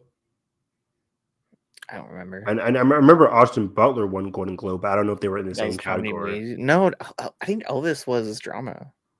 Elvis had to be in comedy musical. I don't think so. Didn't it? Was it not? Okay. But either way, Adrian Brody has won Critics' Choice, Golden Globe, and BAFTA. Timothy won SAG. I'm not taking SAG into too much consideration. Although SAG has technically the biggest voting body, it's also very much appealing towards somebody like Timothée Chalamet at times. Austin Butler didn't win for his musical film. Timothy did. But again, I just think they like narratives, and in that year, the I narrative always thought defined Timothy was everything. only in SAD, even like before everything started. It just felt like that. It's more of a It felt right, yeah. popular, like even a lot of Even before influencers. the movie was seen, I thought he would win SAD. Yeah, a lot of influencers are in SAG. A lot of people who don't even vote for the Academy Awards are in SAG, and because of that, people just like us, we thought like, oh, if that's the case, then Timothy is definitely going to win there.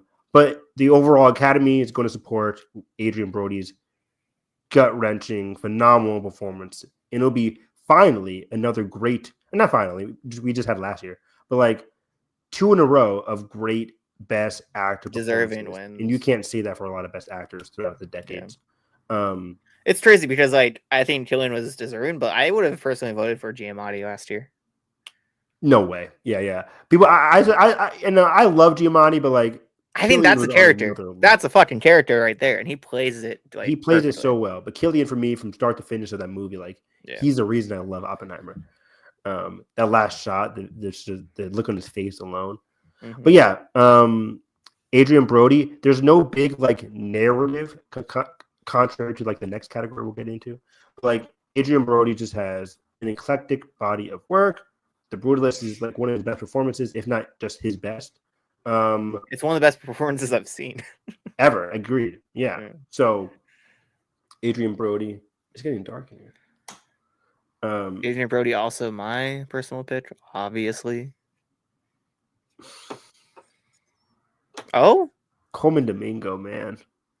He's good, but come on. Coleman Domingo might be my personal pick. Might be. It's so hard. I don't know where my hand will go. Sebastian Stan's my number 2, though.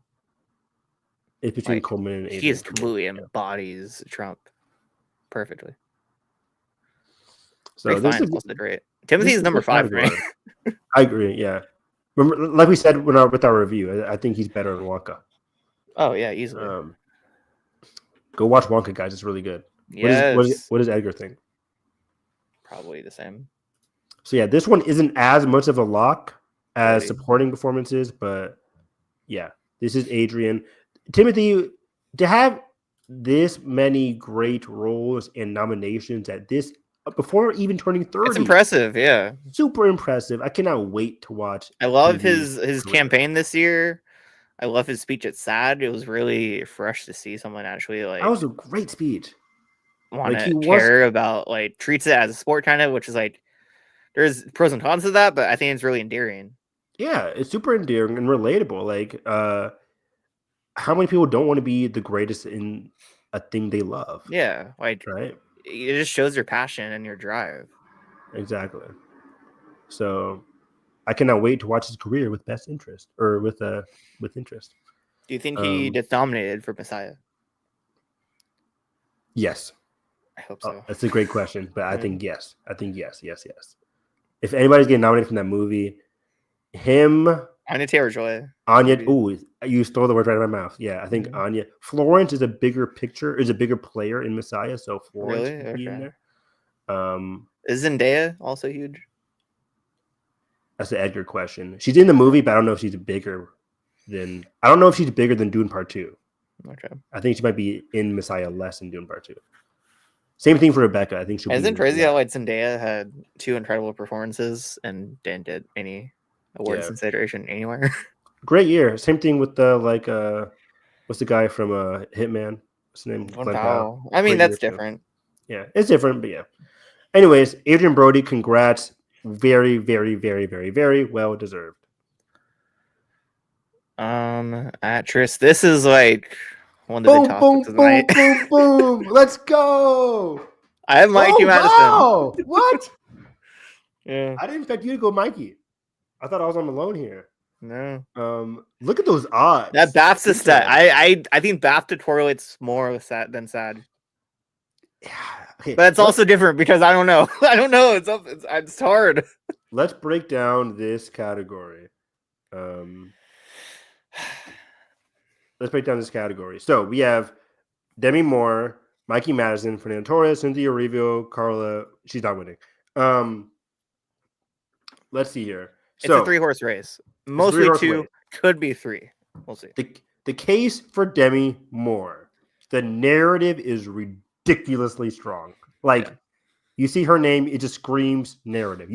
We look at this between Mikey and Demi, and we're just looking at Brendan Fraser versus And Austin Oscars Butler. is like hit and miss with narrative though. They are. The Austin Butler Like year, Anthony Hopkins won in that year where they saved actor for last because they thought Boseman would win. that was wild. Yeah. That was And crazy. Guess who won BAFTA? Anthony Hopkins. Anthony Hopkins. What movie did you like better? The Father. Yeah. The But Father was also, Best Picture if we nominee. want to go against that, 2022, Brendan Fraser won SAG, and they went with Brendan Fraser. That's what I'm going And with. Where, Butler like, won BAFTA. that's what I'm saying. Where Brendan Fraser had And the they big liked narrative. Elvis a lot more that year too. They did. Elvis was in the Best Picture nominee, But he had that narrative, so. but he wasn't the Best Picture front runner, which could be a thing.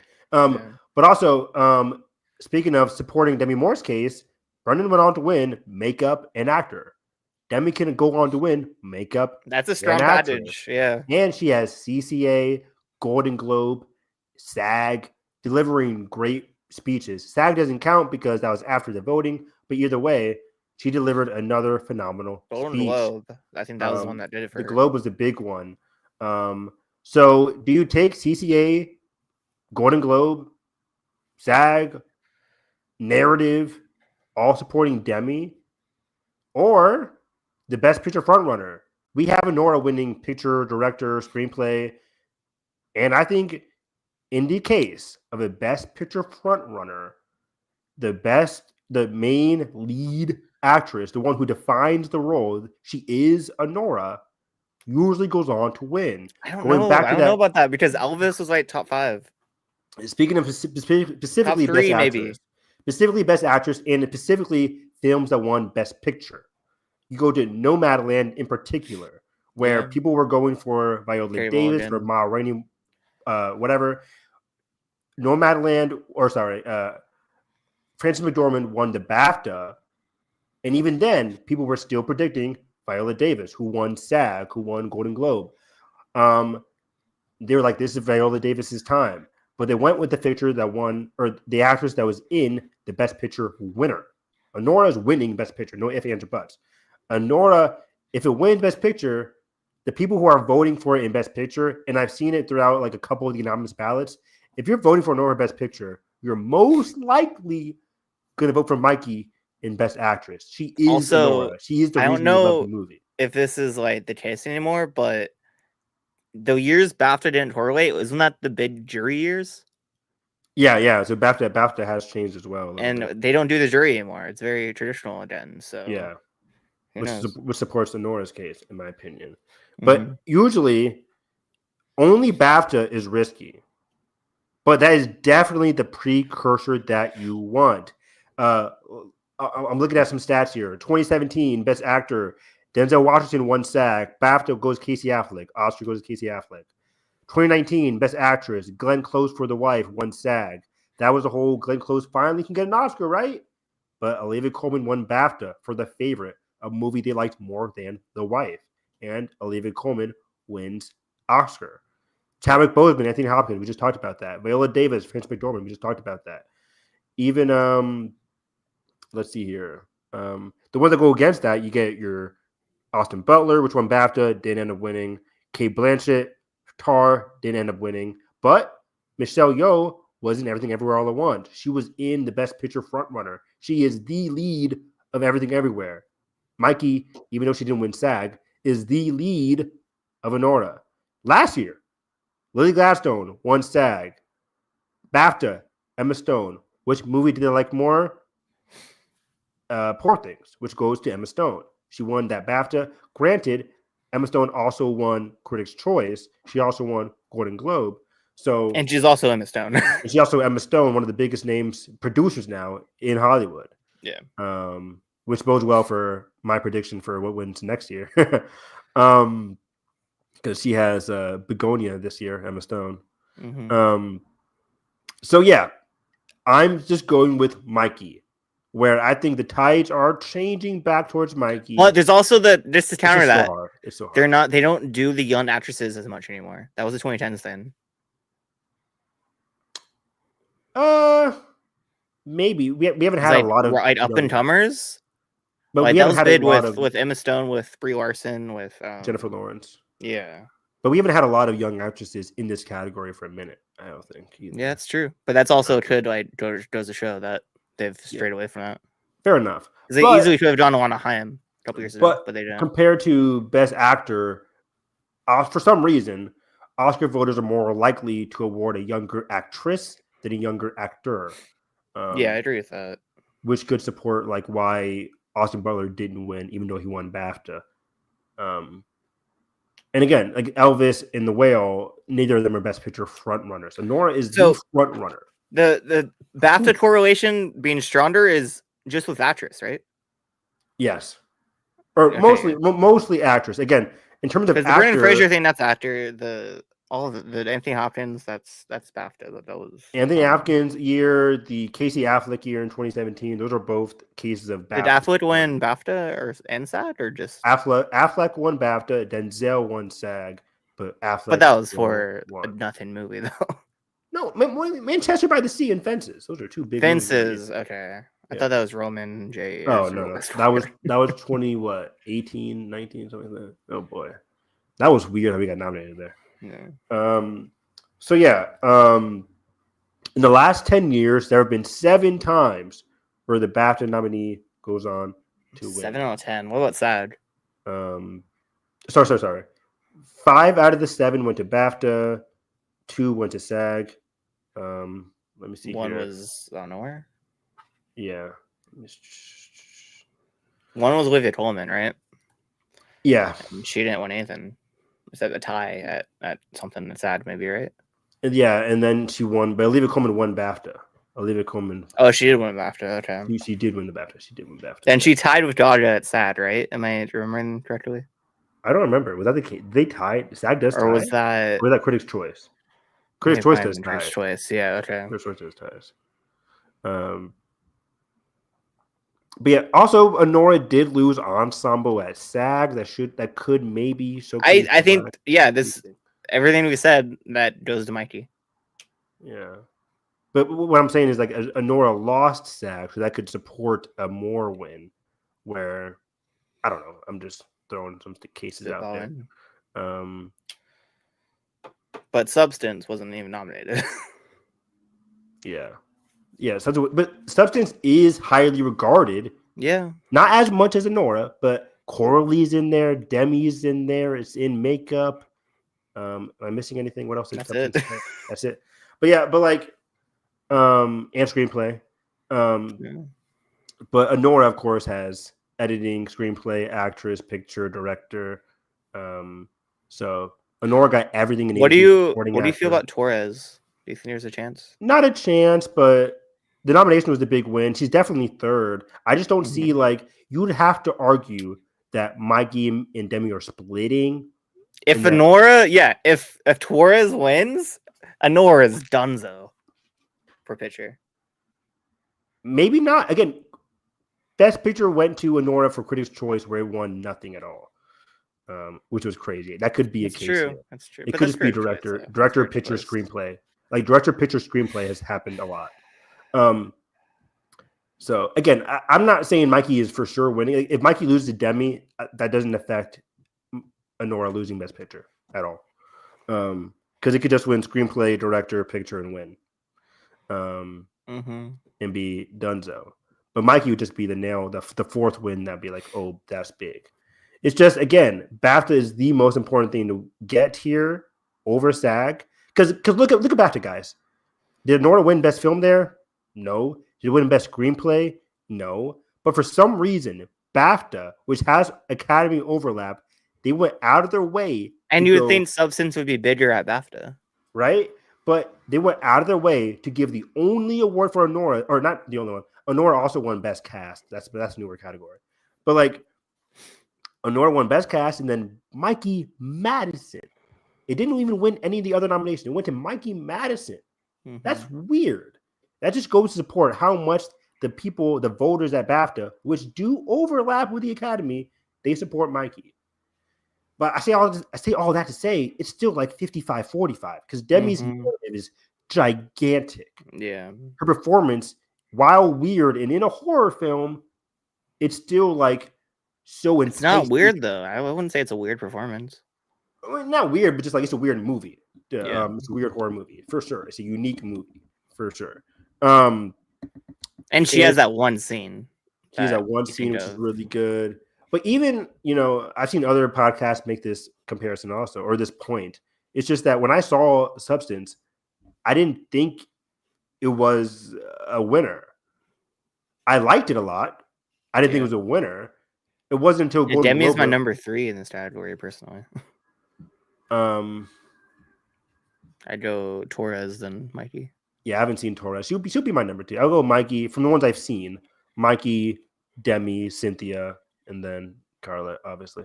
But like, I haven't seen Fernanda, so I'm not gonna. I'm abstaining there. But yeah, this is just so interesting.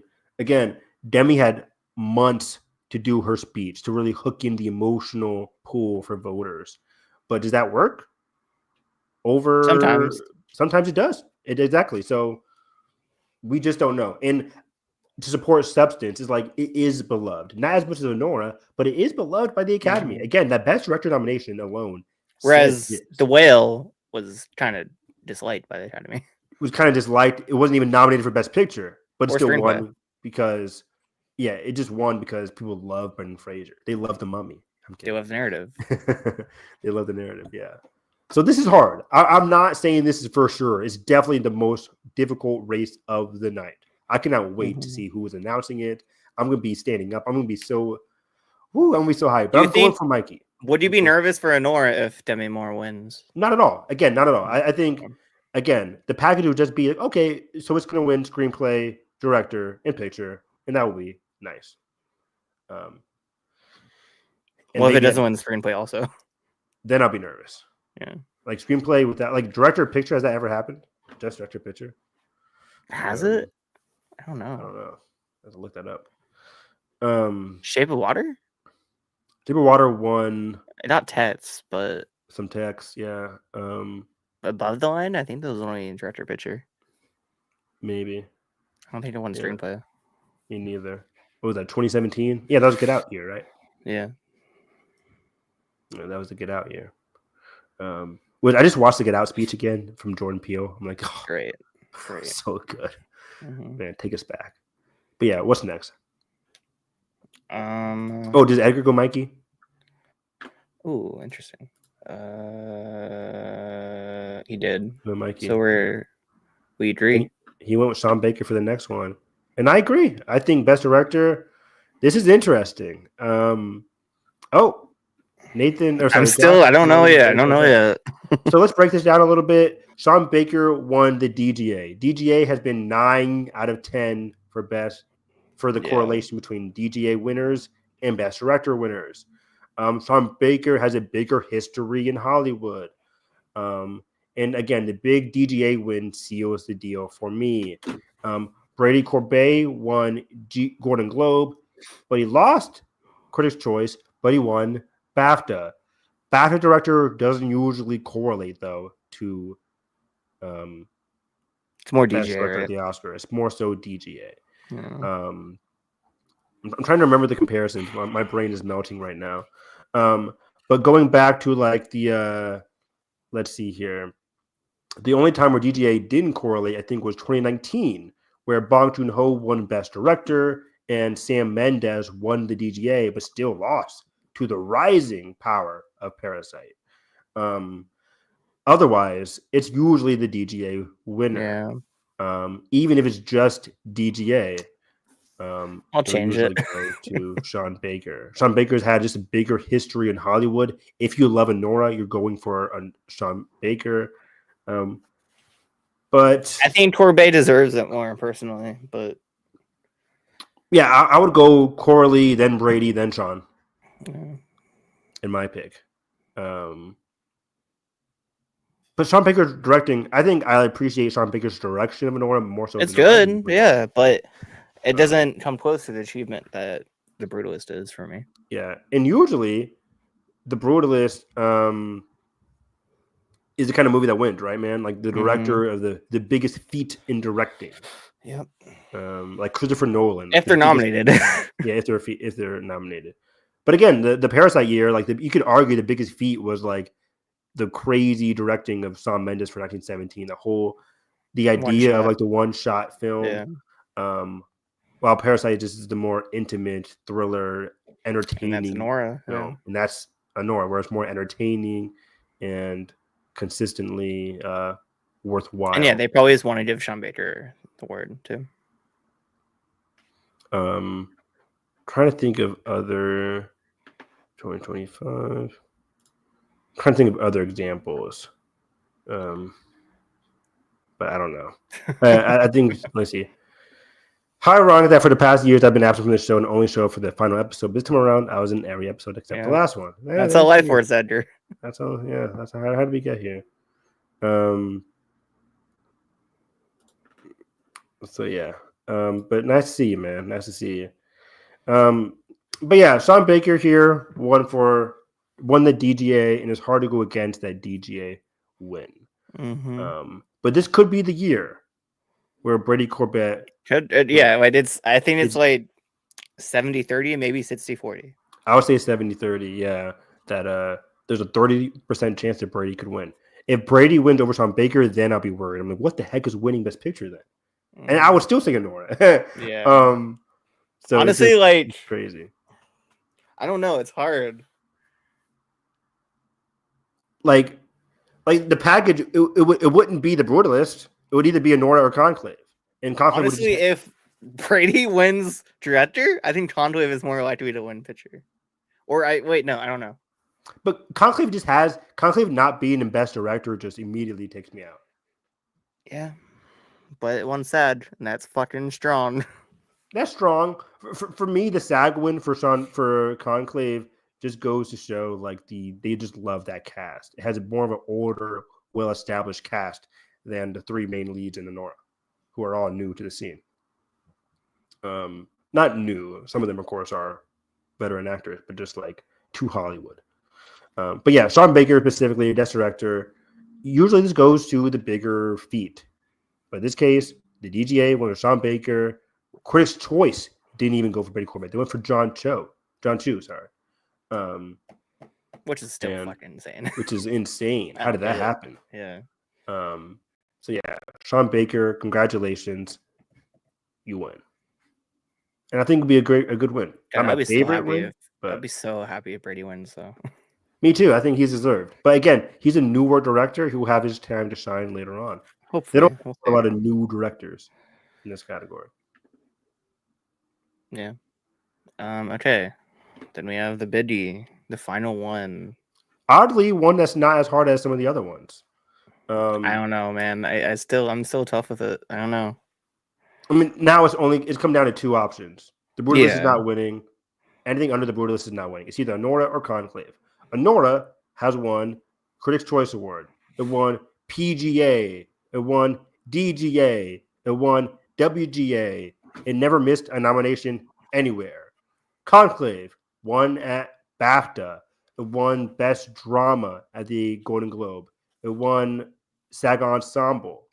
But I think that all still falls short to the overwhelming guild support of Anora. So yeah, it's just still crazy because Anora does not feel like a Best Picture winner to me. It doesn't, and for me, that just screams how awesome the win would be. No, it's so fucking unique. Awesome. Yeah, it's cool. Yeah, but you're right, man. I've had Anora from the beginning. Ever since I saw the movie, I was like, oh, I'm going to stick with Anora because I just love the movie personally. I think the triple guild weekend was when I finally went Anora. And that's crazy. Up to that weekend, I don't even know what I was. I was still predicting Anora. I was Brutalist. I was sticking with Anora. Brutalist just made more sense. But the Brutalist, for me, the Brutalist was never going to win. I've said it from the very, very, very, very beginning. Yeah, but also in my mind, what would have won though? Everything didn't make sense besides Brutalist. In my mind, I just never got off the Anora train. I'm like, some way, somehow, Anora's going to win. But Brutalist always felt like Killers of the Flower Moon, where a long movie, a big feat in filmmaking, but just I don't know because I think it has a better chance than Killers. You think so? Because it's number 3. Killers was like 6 or 7. Yeah, maybe. So yeah, but Conclave can also easily not easily, but there's the chance of it winning. Just think of the package for Conclave: editing, adapted screenplay, picture. That's a solid package. That's a solid package. It's not winning any performances, and for Anora, but for Conclave, the biggest detractor is that big director miss. That's wild to me. I'm still kind of shocked. But for like, Anora, look at Coda, look at Green Book. That's true. That's true. And those are both sad movies. So Coda broke all the records though. Coda broke every single record you can think of. Yeah. Coda also won SAG and everything. Conclave won SAG, but Conclave won SAG after voting, so it didn't really propel it much. But it shows how strong it is. It does show how strong it is, but it shows for me like the cast is strong. When you look at best cast, that's not really how SAG works though. They're like more a picture predictor. In recent years, sure, like the Oppenheimer, Everything Everywhere year, but it's not always the case, you know. Black Panther, one in 2020. Nomadland didn't get in there. That's an outlier year though. Yeah, but I'm saying there's certain different years. I mean, again, SAG only followed suit here and Everything Everywhere, Oppenheimer, and then Coda. Parasite won there, yep. So, but then I can counter with like Black Panther. Shape of Water didn't get in for SAG. Yeah. And La La Land, you know, granted it wasn't a cast kind of movie. Was that even nominated? It wasn't nominated. That's crazy. But yeah, I mean, like it's just two people. It's just Ryan and Emma. Yeah, but you have J.K. Simmons. You have he's in like one. You have John Legend. I would love that. But yeah, so Anora for me, I'm like, I was hoping that it would win SAG Ensemble just because the guilds love it, but the evidence was kind of leaning towards Conclave anyways. Anora blanking at SAG is still kind of shocking, but not surprising. Again, other films I wasn't surprised there. I would kind of expected that besides from Ensemble. So yeah, so that's okay for me. Anora, again, just the whole guild, WGA, PGA, DGA is just seemingly unbeatable. And I just I'm underdog movie that goes. I like Conclave more, and I just want the chaos. I would be so upset if Anora loses here. But I just don't feel like Anora is losing when it comes to preferential now. Preferential, it seems like Anora has a lot more number ones. And if it's not number one, has more usually 2 and 3s. Appeal, like widespread appeal. I disagree. I think Anora has more widespread appeal. It's more of an entertaining movie. I don't know. But it's close. It's close. They're both like one's a thriller, one's like an entertaining, like runaway kind of movie. It's comedy. But Conclave is more a thriller. It's also like it's cunty. Nice. It has it's fun. It's a fun movie. So is Anora. I know that, but Anora is like this indie movie about a fucking stripper. That's true. Sex worker. So yeah, I just I'm going for Anora here. It's a lovely win. I really like the movie. It's my number 2 of the year. Great movie. Is Nora your favorite out of 10? Yes.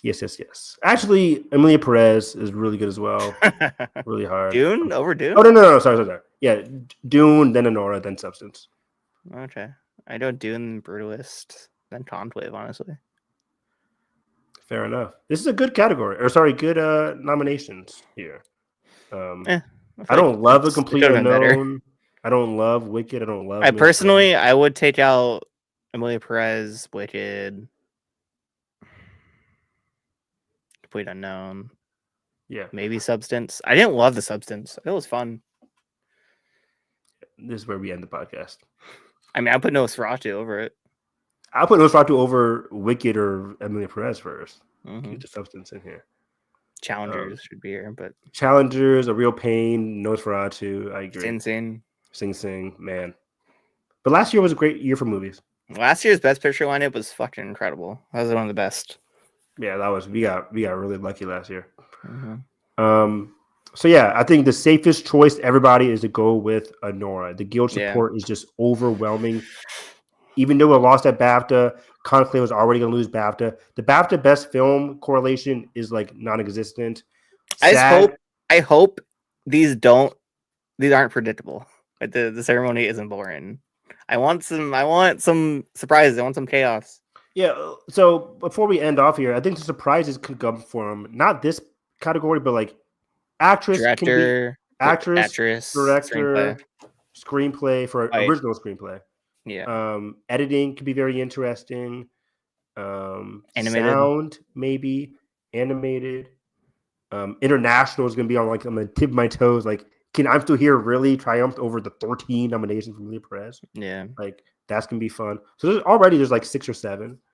I just think Best Picture and Director are oddly enough, two of the bigger ones are kind of like close to done deals. I think Honora and Sean Baker have it. So I think the Honora win package, in my opinion, for my prediction, is Best Picture, Best Director, Original Screenplay, and Best Actress. But it could just get 3 and lose Best Actress. I would not be surprised if Demi wins. I do think this could be one of the best ceremonies we have, like, at least in the past 10 years. We're finally getting clips back. We're getting Conan. Nora's a likely winner. If not Soundwave, like both ways, I'm happy. Yep. I'm just happy the clips are back. Clips are pivotal. Huge, yeah. And yeah, they talked about like this being the performances gives me pause because like Wicked's fine, but there's that one where it's like Lisa and Ray, I think. It's like, what does this have to do with movies? Yeah, we'll see. They said they'll be performing songs about the love of film. Well, I'm like, okay, we'll see with that. We'll see. Then there's a Bond performance, which is weird. Is there what? Yeah, they're teasing like a bunch of performers that did Bond songs, which would be cool. Cool. You have Billie Eilish, you have Adele. But they also said like in terms of the presenters will be correlating to like what they're presenting. It won't be completely random. Really? So they said like there will be surprise presenters, and the presenters will be like connected to what they're presenting in some way. More than just like the acting ones. Yeah, and like the people presenting will be like it won't be random. What I'm saying, like it'll be like 2 people who've been in a movie together or been in a certain space together. I don't know. I see. Okay. So we'll see. We'll see if they're just blowing smoke, but just things to look out for. But yeah, we made it under 2 hours here. It's a very, very, very fun, interesting Oscars to look forward to. We'll be live Sunday starting at 7 to 10. 7 EST. Eastern. Probably we'll be doing live 30 minutes before. So like 3:30 Pacific. Well, that's 7 or 6:30. Yeah, Eastern? I'm seeing a movie Sunday afternoon, but I'll be back in time. Definitely, I'll be back by 6:40, 6:50. What are you seeing? This anime called like Gundam. This Gundam anime. I got you. The anime is a prequel movie to the series coming out in April, so I'm excited. Anyways, and then tomorrow I'm seeing Last Breath with Woody Harrelson and Simu Liu. My boy, real good cinema out there right now. My mom wanted to see it. Okay. Anyways, so that's I'm seeing Oppenheimer again in IMAX 70mm next week, so it's very exciting. Nice, you and your 70mm theaters. It's Oppenheimer, I gotta. Yeah, we don't got that in Cincinnati. Yeah. So yeah, follow me on Twitter, Harris EV9. A lot of great TV out there, folks. Can't wait to watch. We talked about it. A lot of TV on our What We Watched in January and February a couple days ago. If you haven't seen that, go check that out for sure. I'm gonna be watching Invincible tonight. I'm gonna finally catch up on some Cobra Kai this weekend. So a lot of great TV out there, folks. If you're not watching Paradise on Hulu, that's really good. There's some great anime out there, guys. So follow me. You're selling me on the show called The Pit. The Pit on HBO came out today. I gotta watch that as well. So TV is stacked. Super, super stacked. And it's only going to get crazier. Next week, Daredevil drops. So that's crazy. It's already next week. I was like, oh, I still have time to do a rewatch, right? Yeah, I kept trying to think about it, but I'm like, it's too late. I might just like skim through season 3. We'll see. Yeah. Either way, yeah, Harris, EV9. And you find me at Josh E. Woodbury on Blue Sky and Twitter. You find this podcast at WHFG Podcast on Instagram and Twitter, and Blue Sky also, I think. for updates and stuff. And, And yeah, we'll be for live. Yeah, what we were for saying. Edgar, is it EDGORTG, something like that? I think so. Yeah. Read the description for Edgar. Yeah. We'll be live for 4th annual Oscars watch along with a bunch of friends of the show. Trey Mitchell, I think, is confirmed. Nathan Rojas, right? Yeah, could be there. Alden and Nikki, friends of the show, might stop by. Carson, rare Carson appearance right Rare here, Carson appearance. Sunday, 3:30 p.m. Love that. Yeah, maybe a few more. We'll see. So yeah, Those are always fun times. So I'm excited. Yeah, I can't wait. Yeah, that's it, everyone. We'll be back with that Indescribable Feeling. I want to do an early one. We always say we want to, but we never do. Yeah, I know. I know our first one last year was like very late. This is how life works. I want to summer. Maybe we'll have something in summer. We'll see. For sure, definitely. Fingers crossed. So yeah, for now, goodbye everyone. Have a good 2025.